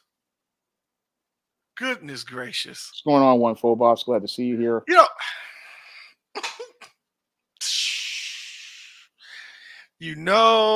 He must have done some unsavory shit. Yeah. He must have really done some unsavory things, man. And now this paints a big target on his back. Oh. Yeah. Oh, he's a payer. Oh. He settled. He settled. Yeah. He's a Harvey Weinstein of hip hop. Right. So how many others going to come out the closet now? Wow. Yep. See, this is not value, guys. This is not high value. Sean handled his business, yes, but under duress. Yep. Because his business was going to handle him. Yep. This should hurt his reputation. It should. But unfortunately, Sean, we live in a society where people fail upward. Yep. So He'll get an attaboy for settling out and all of that. But man, Yep. talk about blood in the water now. Yep. How many others are going to come out and say, hey, man, Easy remember when paycheck. we, huh? It's an easy paycheck now. Right. But Right. I saw it and I was surprised to see it, and I'm like, I gotta go and do another story now. I gotta do another video. And you're right there in New York. So, Yeah. I mean, for you to get it that fast, right? Yeah. Came in my email, New York Times email. Unbelievable. Speaking of failing upward, okay, I haven't seen the Marvels yet. And I just want to briefly touch on this before, because I want you to play that other. I think I sent you another video I got of the other Miss one. Tiggo. Yeah. I got it ready to go. Okay. You want Real me to quick though, because I know you want to. I know that you're deep in the comic books and the Marvel DC movies. So am I. Yeah. I haven't seen the Marvels yet. I haven't seen it, and the numbers have already come out that it's the lowest ever at the box office. So let me ask you this question real quick, Sean. Do you think that these movies are tanking on purpose? Do you think that Disney that Disney is having these MCU movies tank on purpose? No, I don't think they're having them tank on purpose. This is what happens in the business when you go out here and try to plan a schedule too far in advance. Because when you're doing movies, you really don't want to plan movies too far in advance as related to sequels. Because what happens is that the audience burns out on the same story. So what's happening here with the MCU was something that I saw way back as far as Captain America: Civil War. I saw where the audience was starting to get tired of these superhero movies because it's the same thing all the time. And what they needed to do was Disney itself needed a contingency and looking to do some different kind of stories, but they didn't invest in that. Now, guys like Michael Eisner back in the day, he would invest in doing different types of stories on different studio platforms. Like he had Touchstone, where he did Pretty Woman, and he would do comedies over there. He would have other different divisions do different kind of films. And if one genre of film didn't do well, they had the other ones to fall back on. But what happens with Bob Iger is and Kevin Feige is that they invested all their eggs in one basket with the MCU. And after Avengers Endgame, the audience really didn't have a reason to keep investing in these films because the story, as they saw it, as related to the Infinity Saga, had been finished, and they really didn't have a direction of where they wanted to go. Now they came up with this whole multiverse saga, but it really didn't really gel or come together as a story. And because it didn't really come together as a story, what happened is the audience had no reason to care. And as they were trying to do this multiverse saga, they were out here pushing a lot of these feminist narratives and these social justice narratives. And the films never really caught on with viewers. And because they didn't catch on with viewers, this is where we started to see the movie start to decline. And then saw the first bomb with Ant-Man and the Wasp and the Marvels. It was a mess for years. I mean, this film is what we call development Hades because this film, they had to rewrite the script multiple times. They really didn't have a good plan for where they wanted to go with this film. It really didn't have a place for it in their phases as related to a film. So it was destined to fail from minute one. I mean, as a guy who studied the entertainment industry for over 25 years, I know when a film is going to fail. And in this film, I knew was going to fail once they greenlit it because there was no place they had for the film to fit into the MCU organically. And they really didn't have a plan for where they wanted to go with this film. So when I looked at this film, I was like, yeah, this film is going to fail. And then I saw the trailer with all of this goofy comedy action. And the director, Nia DaCosta, not knowing what she wanted to do. She didn't know whether she wanted to do an action movie or a comedy movie. And the whole movie just fell completely apart. And that's what we got with the Marvels, a flop that was made to be about so-called girl power, but didn't give us a story about a heroine that made us identify with her or care about her or have any sort of direct connection to the MCU that made us see how it fit into the larger story. But they still had time where they could have made changes on on their timeline movies, right? No, They they reshot this film like 4 times, and they had spent over $250 million on this film. So they had greenlit this movie again with no real plan of where they wanted it to be. I mean, the whole phase four, I call it fail four and fail five, phase five. They had no plan for where they wanted to go with these films. And I sat there looking at the Marvel saying, yeah, this film is going to fail because it's not only does it have no direction, it's tied to a whole bunch of series that already had low ratings. I mean, most people didn't watch Ms. Marvel. Most people didn't watch WandaVision. So people had to watch a whole bunch of stuff they didn't care about to watch this Jeez. movie they didn't care about. So this was just poor planning all around because they thought superhero movies were going to go on forever. And anybody in the business understands that you maybe have 3, maybe 5 years, and you need to start making plans for what you want to do next. But Marvel Studios didn't have a plan for what they wanted to do next. And this is why they're dealing with these flops like Ant-Man and the Wasp Quantumania. And they're dealing with this flop known as the Marvels, which was never and ever gonna be anything good because Captain Marvel in and of itself wasn't good to begin with. Sean James, they hire you as executive at Disney MCU division. What would be the first thing you would do? I would just be trying to get Marvel focused on its major heroes again because these D-list characters are not what people want to pay for. I mean, the big mistake they made, as I see it, the same thing John Favreau said, is killing Tony Stark.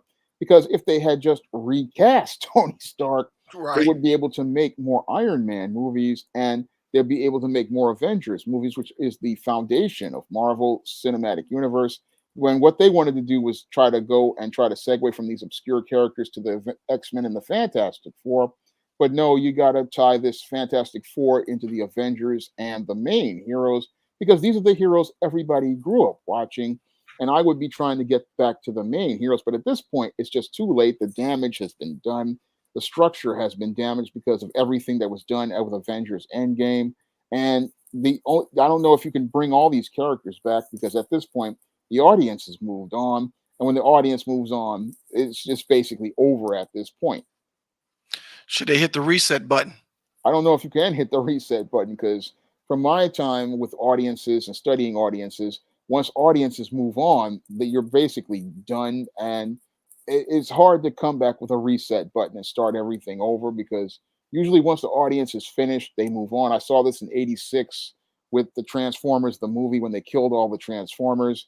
Kids my age just found themselves getting into new sets of characters and or just going out here like I did looking to go out here and start looking to go and get into girls and dating or going into working on other things.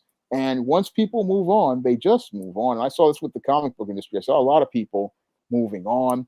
And they started, when comics started getting bad, they started moving over to wrestling and Monster High and other hobbies. So you have to make sure that you keep your stuff consistent. Because if you don't keep your stuff consistent, what happens is the customers walk away and they don't come back. Mm. So basically, they're just a hot mess. Yeah, They're like these modern women out here. So Disney and these modern women, they're just a just hot messes, huh? yeah. But the irony is that Disney is in this mess because of modern women, because they hired a bunch of modern women to go out here and fix and create and help with the MCU. They created the MCU, and what happened is the MCU, like the modern woman, turned off most of the men, and the men stopped going out here to watch MCU movies because of the MCU and seeing these feminist modern women. They got tired of it, left, and moved on. So the MCU basically fell apart because of modern women, and it just shows how the feminist indoctrinated woman, wherever she goes, she does damage wherever she goes. Exactly. Jeez. So with that being said, we got two. I think I sent you two more videos of Miss Tigo. You send Eh, me 2 of them. I'm gonna play the second one right now. Okay, yeah. She's Or awesome. bad news for a lot of you women who really enjoy these transactional relationships but will not hold up to the end of your bargain. Men who fly you out, I just want to let you know, no, they don't want to see your face. No, they don't want your time. They basically want you to open up your legs and they want the cooch. You know that, I know that, and they know that. And if you don't hold up to the end of your bargain and they do you dirty by leaving you at the airport, leaving you stranded, or refunding, the hotel stay or the plane ticket, that is your karma. That is what you get.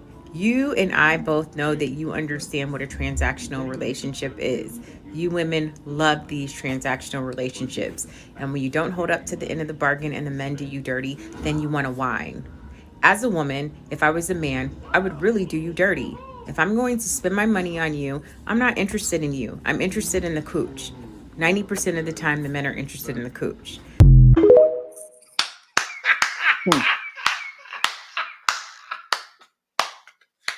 Absolutely priceless. She is awesome.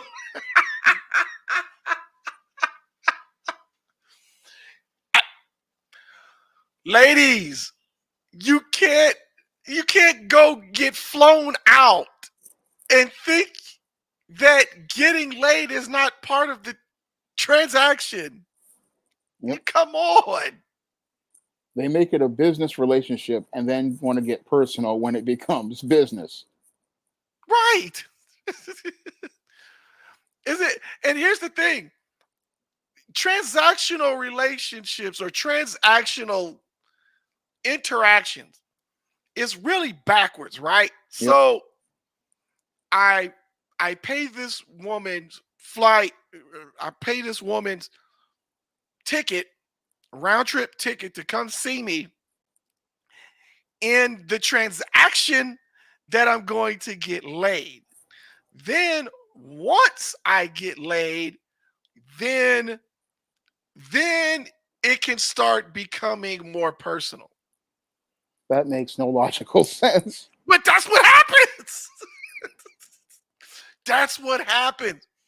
When I lived in Cleveland, I did date. I did quite a lot of dating, Sean. And I had back in those days, I had women flew in to see me when I was, especially when I was doing Chris and Company, my first run.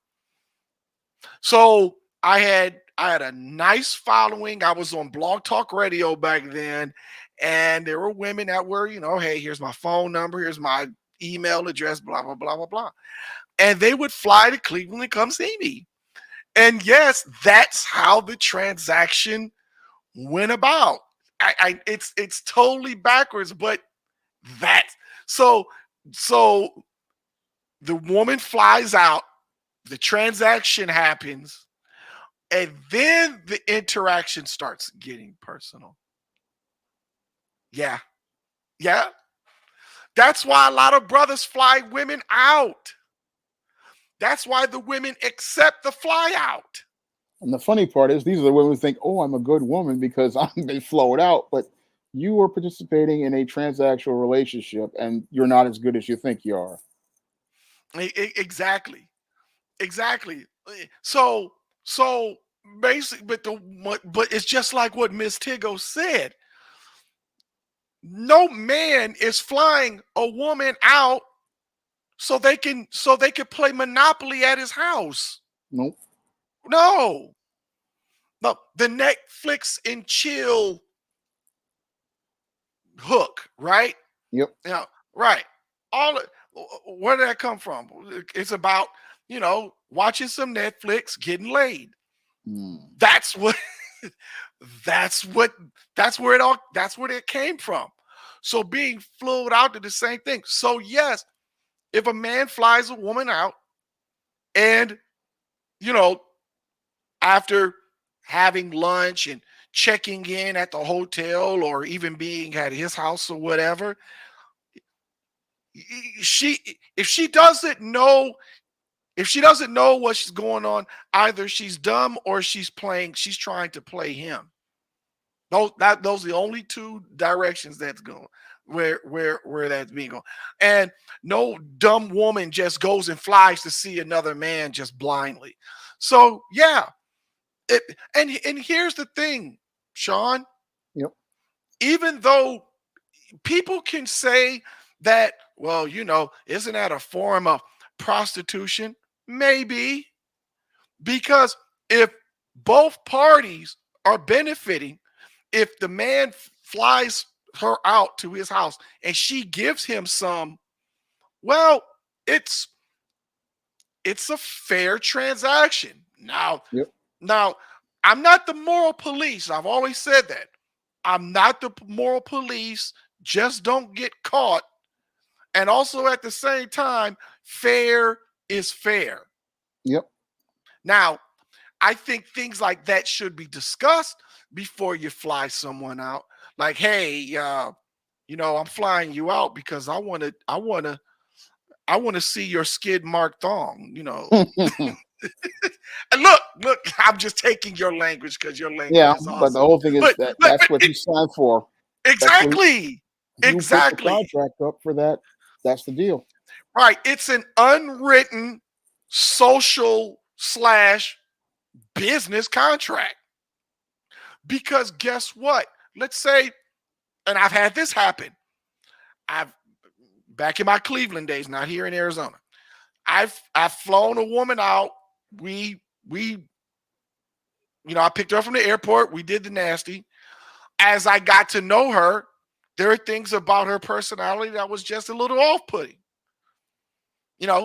So, well, Chris, how did you handle that? Well, okay, I took her back to the airport and made sure she flew back because I don't want her to be a burden on me. So, yes, I want her to get that. I have no problem giving her that round trip ticket so she can go home. I don't want her to be a burden on me.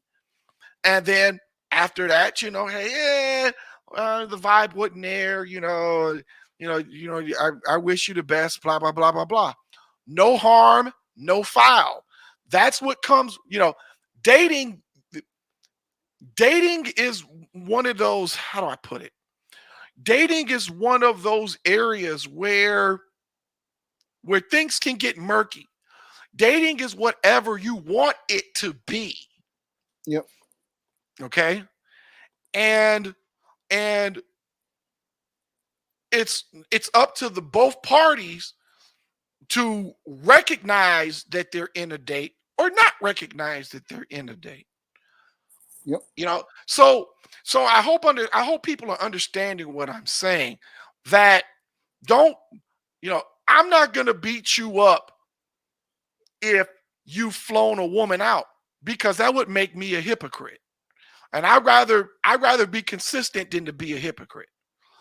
So that's fine as long as that the transaction of what you're getting out of it is coinciding to flying that woman out to see you. Yeah. That's it. And if you want to get laid, guess what? Put it out there. Say, put it out there before you even buy the ticket. Have that conversation before you buy that ticket. So you're both up front. And there's no covert contract where the woman is thinking she's getting a relationship out of the deal and the guy's thinking he's getting some draws out the deal. Right. Listen, we're human beings. We have needs. And so there's a way of going about that in a mature, consenting adult way.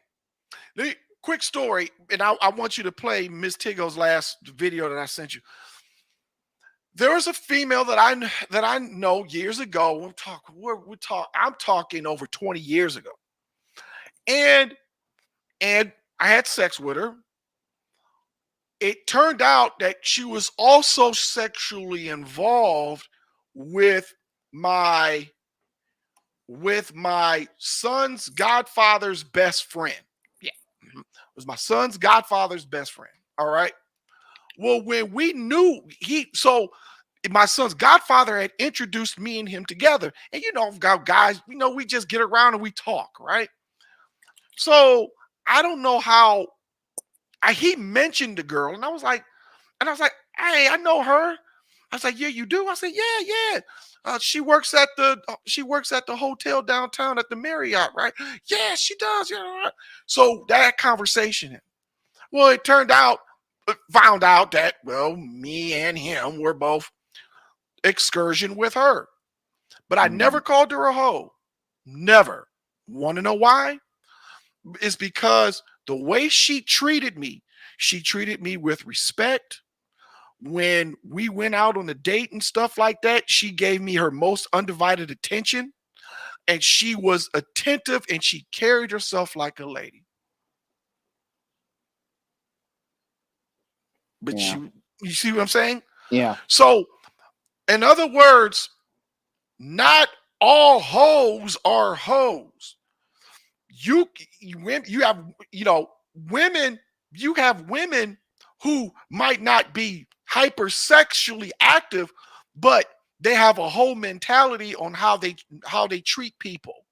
They have a whole mentality how they disrespect men and disrespect other folks around them. Yes, that makes you a hoe. If you have a bad attitude, you're disrespectful. Yeah, that that can make you a hoe. At the same time, I like that woman I just told you about. That she's not a woman, she's a lady. That lady that I told you about that was also sexually involved with someone I know, right? She always carried herself as a lady. And when we were together, she was focusing on us, and we would still have a good time. So what I'm saying is modern it's more about a woman's attitude and behavior when when men say, man, she's such a bitch or she's a hoe, blah blah blah. A lot of times it's because of the attitude, not so much her sexual her her her sexual body count. And so I wanted to put that out there because because it would be a hypocrite for me. I would be a hypocrite if I called a particular woman a ho, but yet I slept with her, right? Where's my accountability? Yeah. See how, see how sticky that gets? Yep. So I can't really call a woman a hoe if I benefited from it, right? It's it- Yep. it's it's one of those things where especially when you're dating, not if you're in a relationship, just in the world of dating, when you're in the dating, it's it's kind of like purgatory, right? Remember we've been told about what purgatory is. It's in the middle between heaven and hell, right? Well, that's what dating is. Dating is a social purgatory where where technically there's no rules. The rules is whatever you and the woman that you're entangled in with right now. That's a good one. That you're entangled with right now. Y'all two make the rules. Yeah. Well, dating is we're just trying to find out if you're going to be compatible with each other. That's all it is. Right. You're not even committed to each other. But exactly. And finding compatibility may not come in a conventional way, Sean. It may not come in a conventional way. That's why people have sex during dating, because they want to they want to see if there's a sexual compatibility. Kind of like going to a car lot and you're testing a car out before you buy it. I know that's that's how dating is these days. And now it's so bad because the attitudes are so horrendous. It's not even getting to that point. Yeah. Because usually you got to find out if your personalities are compatible with each other. But with these modern women, they're just so crazy and disrespectful that nobody can find out if they're compatible with each other. You just did a commentary a couple of days ago about the woman talking about she wants $500 before the date even happened. She's Arkham certified. Exactly. Nobody's gonna nobody in their right mind is going to agree with that. Nope. Not nobody with sense. Nope. I mean, you don't even know this chick, and she's talking about she was $500. But this is the world we live in. The Joker, as we call her, right, with the pink lipstick and the green dress. She had the nerve to say that she was too good for the Cheesecake Factory, and yet she was late. She was late to the date where she could have been to a 5-star restaurant twice as better than the Cheesecake Factory. You can't make this stuff up. She was her own worst enemy. And all now they're undateable. Yep. What makes a woman like that undateable is that they're inflexible and unreasonable. Yep. No man wants to be with a woman who's inflexible and unreasonable. Nope. No. And so, yeah, okay, you take me out to dinner. We can go back to my place, baby. Okay. That's a fair exchange, right? Fair exchange. He spends money. She gives him her body. Okay. But if that's their arrangement, that's their arrangement. It's not even for me and you to judge, Sean. Yeah. If that's their arrangement, that's their arrangement. And some people have gotten married, based on a date going that way, and then it goes into something else. It goes into something else more substantive. One full boss has a question. He asks, I know it's rare, but what if you don't believe in sex before marriage? Well, you can just still go out with women to find out what they're like, and if they're meeting your values and if they're compatible with you. You don't have to have sex with those women if you don't want to. I mean, right. That's what you want to. If people want to have sex, that's what they want to do. But if you don't want to, that's what you can do. And again, if you don't do it, you're dodging a bullet on venereal diseases and chances of getting these women pregnant. So you can still go out with women, but keep a condom on you at all times. You never know when things happen. And just not do anything. I mean, that's just up to you. If you have that discipline, you can go out here and do that. Whatever dating arrangement, one Phobos, that you and the female that you're talking to set up, that's between you guys. Yeah. I was just bringing out a couple of scenarios from his experience, from my experience. So, but it's not the holy grail, bro. Yeah. Whatever. When it comes to dating, you and that woman make the rules. If you say, "Hey, I don't want to," I don't want to have sex. Hell, Sheldon from The Big Bang Theory did that when he met Amy Farrah Fowler for the first time.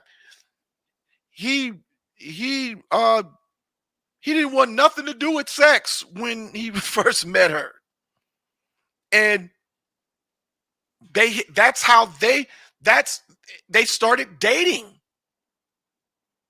by having that arrangement. Yeah, because you're just going out to find out if you two guys are right for each other. Right. One Phobos. Keep this in mind though. When you go out on a date with a woman, all right. Well, I don't know if one Phobos is a man or a woman. He's a man. He's a brother. Okay. All right. If you go out on a date with a woman, make sure that you're getting satisfaction out of the date, just like she's getting satisfaction out of the date. That's it. And start from there. Yeah. Are you guys comfortable with each other? Are you guys happy with each other? Are you guys enjoying each other's company? That's what I look for in a date. I mean, exactly. If you can start getting that vibe right, then you're on a good road. But the whole thing is, it's not all about going out to go and have sex. I mean, sometimes it happens like that, But the whole thing is you want to find out if this is a person you can get along with and if you guys are compatible with each other. Hell, if y'all want to go to Chuck E. Cheese on your first date, Yeah, go go ahead to and do it. Chuck E. Cheese. It's about, Look, look, it's about going to find out what you like and what you two guys are comfortable with. exactly. Exactly. With me and Sweetie Pooh, I took her to she flew in herself. She flew in to come see me out here in Arizona. So you know what I did? Took her to the Texas Roadhouse. Hmm. I took her to Texas Roadhouse. And there was peanuts all over. There was crushed peanuts on the floor, and she can smell the steaks. And then the waiters and waitresses, they do a skit. They do a dancing cowboy skit. I almost like once an hour or something. Yeehaw, whatever. And I picked up the whole tab for that, and she had a great time. You know, so once again, dating is whatever you and the person of the opposite sex agrees with. Yep. Because a Yep. relationship is about the two of you. It's not about anybody else or anybody else's rules. I mean, Exactly. it's about the terms that the two of you make up. Mm-hmm. See, Somebody- and so before we go, please play that last I'm clip. getting ready to from play Mr. it now. Yeah. Hold on one second.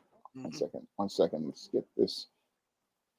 Lately, I've noticed that not only is the size of a man's pockets the topic of a lot of you modern day females' discussions, but also the size of a man's meat. As if a lot of you women do not have cats the size of a manhole because of all the things that you stick in there. Ew. I mean, I really feel like men who are hung like horses still feels like they are skewering the abyss when they are messing with majority of you modern day females because of all the things that you stick in there and all the men who have been in there. You should really worry about why your cat is as wide as a trailer rather than the size of a man's meat. Don't shoot the messenger, just thank me later. Hmm. That was raw. Although I've made that same observation about some of these women having what's back down there, a nuclear waste reactor, and sometimes being wide as an 8-lane highway. But She took it to the next level, bro. yeah, Oh man, this was awesome, Sean. We gotta get her on here. yeah. Oh man, wait. One phoba said, "I see a lot of people get shamed for making that choice." That was the reason I asked. No, that was a good question. One That's a phoba, very good question. very That's good why question. that's why I brought it up, because a lot of guys get shamed into thinking that they have to have sex in a relationship. It's not the case at all. No, it's not. It's not the case at all. Whatever the arrangement is in your date, then that's the arrangement. You know, and so you work together. Yep. That's the whole point. If y'all work together and your date is successful, then that shows that you and her have camaraderie, compatibility. That's what you build off on. That's what you build and grow to a committed relationship. Yep. Yeah. You know, Sean, this is awesome, man. Definitely got to do this again. Yeah. Hopefully God. we can have her on the next time, because Yeah. that was the show I wanted to do with everybody. Exactly. I did too. Yeah. You know, I we- did too. We got to revisit this topic and really break it down even further, because a lot of good sisters out there, they need to understand that we're here to help them out. We want to be there for them, but they have to start speaking out and start speaking with us, because we want to stand with them. The whole thing is that they just want to stay hidden, but you can't get help if you stay hidden. You got to Exactly. let everybody know that you're on the side of the good brothers. You're working with the quality brothers in the community, And that's how you build a strong black community and push back on these dysfunctional people like the Pookies, the black feminists, the hood rats, and the people who make all the noise, because these squeaky reels, they only get the grease from the white leftists and the simps, because there aren't people there to remove them from the entire machine. Exactly, Sean. You said all. You said it all. You said it all. You said it all in its purest form. Yeah. And the reason, guys, listen to me. The reason that we've played these videos of Miss Tigo, because you're not alone. Say what you want about her, but she has balls. Yep. Say what, hey, She hasn't allowed people to silence her or take her voice away. exactly. So if she can do it, you good women out there, you good black sisters out there, y'all can do it too. Don't ever let these hyena troglodyte modern women try to tell you that you shouldn't speak and think for yourself. Screw that crap. And don't be afraid to call out their bullshit. Yep. Because they sure don't have no problem calling out yours. Yep. And I tell you, Miss Tigo can handle her own. You best believe that. Yep. Listen, she set these modern women on fire with the words that come out of her mouth. So Sean, thanks, man. Thanks for having me on. I always enjoy this. We're going into December, man. Can I make a couple of quick announcements real quick? Cool. Go ahead. All right.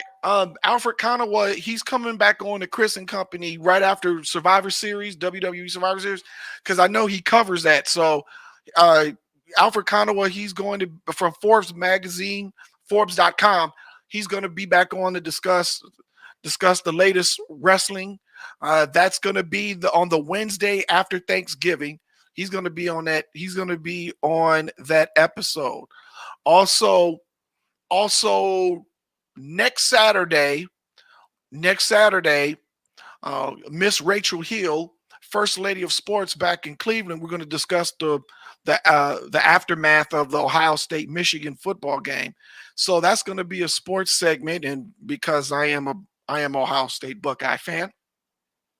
Yeah, this is going to be a very interesting interview. So and so that's going to be next Saturday, and also each and every Wednesday, the Chris and Company radio show, 3 p.m. to 3 p.m. on the East Coast, 12 noon on the West Coast. www.niceradionetwork.com is where you can find the Chris and Company radio show. And one more thing, I got to give you big ups, Sean. You mentioned me in one of your commentaries where you said that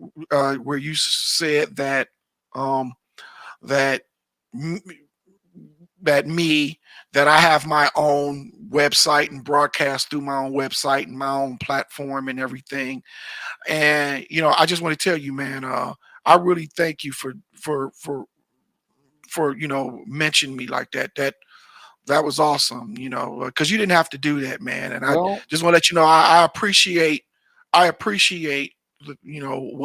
what you do, and I appreciate you, looking out for me, and we collaborating with one another. Yeah. Well, I wanted to show the difference between you and somebody like Cynthia G, who doesn't understand what having your own website is, because she just basically got kicked off of YouTube, and she had been making $20,000 a month on YouTube and basically blew it and had no contingency plan, because you're supposed to have a plan for leaving YouTube. Once you start making good money, you're supposed to take your followers elsewhere, but she didn't have a plan like you do. So you were ahead of the game compared to some of these big time YouTubers. I recently heard that Just Pearly Things got demonetized. So you're ahead of both of those women as related to your business, because you have your own stuff and your own website.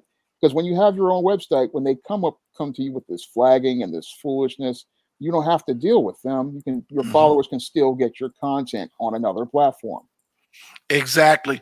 And also some of my promos, my Chris and Company promos are going to be on your channel too. So that way, people can come over to Nice Radio Network and check out all the content that's there, and also your blogs that you've posted on there. Yeah. That's why I always try to diversify and try to be on other platforms, because with this YouTube platform, it's very fragile and you can lose everything because somebody is in their feelings and they just put up and they want to flag your channel. So that's why I always say you have to have backups and even try to get to the point where you get your own website, because that's one of my goals that I have. If I can get my money together straight, I wanted to be able to get to the point where you start building your own website and be able to maintain your own website, so you can put the videos up there, you can put the content up there, and you Mhm. don't have to deal with YouTube and their community guidelines or somebody getting upset, because these policies are so arbitrary. You can wind up losing everything because somebody just, oh, I saw a video I don't like. And the whole thing is, in the rest of the world, if they had to deal with network TV, people would just tell them to change the channel. But here, they just react in an insane way. Exactly. And that's the thing, right? It's supposed to be not being canceled, right? The big Yeah. thing about cancel culture. And then what the first thing YouTube does, they cancel you. And you Yeah. can't make this stuff up. Uh, did you read about the 8 black YouTubers that sued YouTube and lost? Yeah. I read about that. Yeah. Yeah. Yeah. You can't. Did you talk about it? We talked about it on your show. Oh, that's right. Okay, yeah. That's what I'm saying. You know, you've got to have your own website, because, you know, yeah, the money's great. It really is. Yeah, YouTube, but it's no good if you can't speak your mind. It's no good if your passion is going to be used against you. Yeah, and the least little subject. I mean, there was a goth YouTuber. She made a video just making a joke video about breast, and they took the video down out of nowhere. I mean, this was a woman who had good standing for years. And that's why it makes people like me, they get tense and anxious, because you don't know what content they're going to target or what content they're going to say violates the community guidelines. So once you get your money up, you really just want to have your own website and then bring all your viewers over there. That way you don't have Mhm. to deal with all of this insanity. Right. You want to invest in yourself. You want to invest in your broadcasting, so that you can you can still be able to interact with your listeners. Yeah, And YouTube limits you. yeah, So you want to have your own platform, so that you're not prohibit what you can and can't say. Listen, I said it before. Professor Black Truth doesn't even cuss, and one of his commentaries was deemed something about nudity. and there Like, wasn't even any nudity in it. heck, no. So that's the foolishness on how YouTube does things. But this is their platform. So, business from a businessman, that's YouTube's platform. That's how they can do it. And if the judge says that, oh, yeah, well, YouTube can shut down any platform it wants to, then you've got to have a contingency plan. Yep. You got to have a contingency plan. No. So, Sean, this is raw. This is real. Love it. Yeah. We'll do this again sometime next month, man. Um, and yeah, I've got some interviews coming up. Come check it out.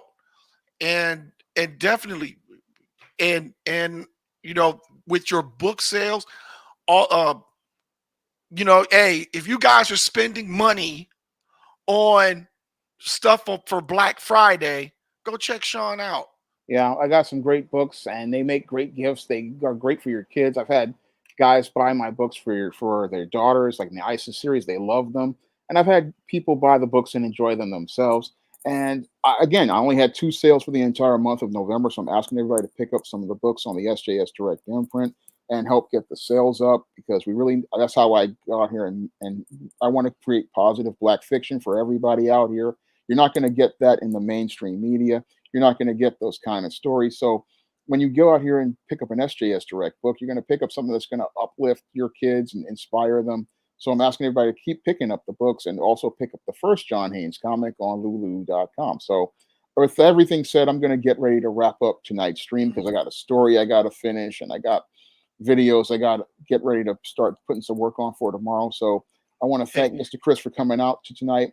And I hope you guys will be there for next week's stream. And I hope everybody's going to have a good evening, and everybody have a good night. Hey, Shaw. One more thing though. Hey, maybe Diddy needs to buy your book. Stop simping in the workplace. I think that would do him some good. Yeah, he does need to go. He needs to go pick up Stop Simping in the Workplace, because he got himself jammed up with that.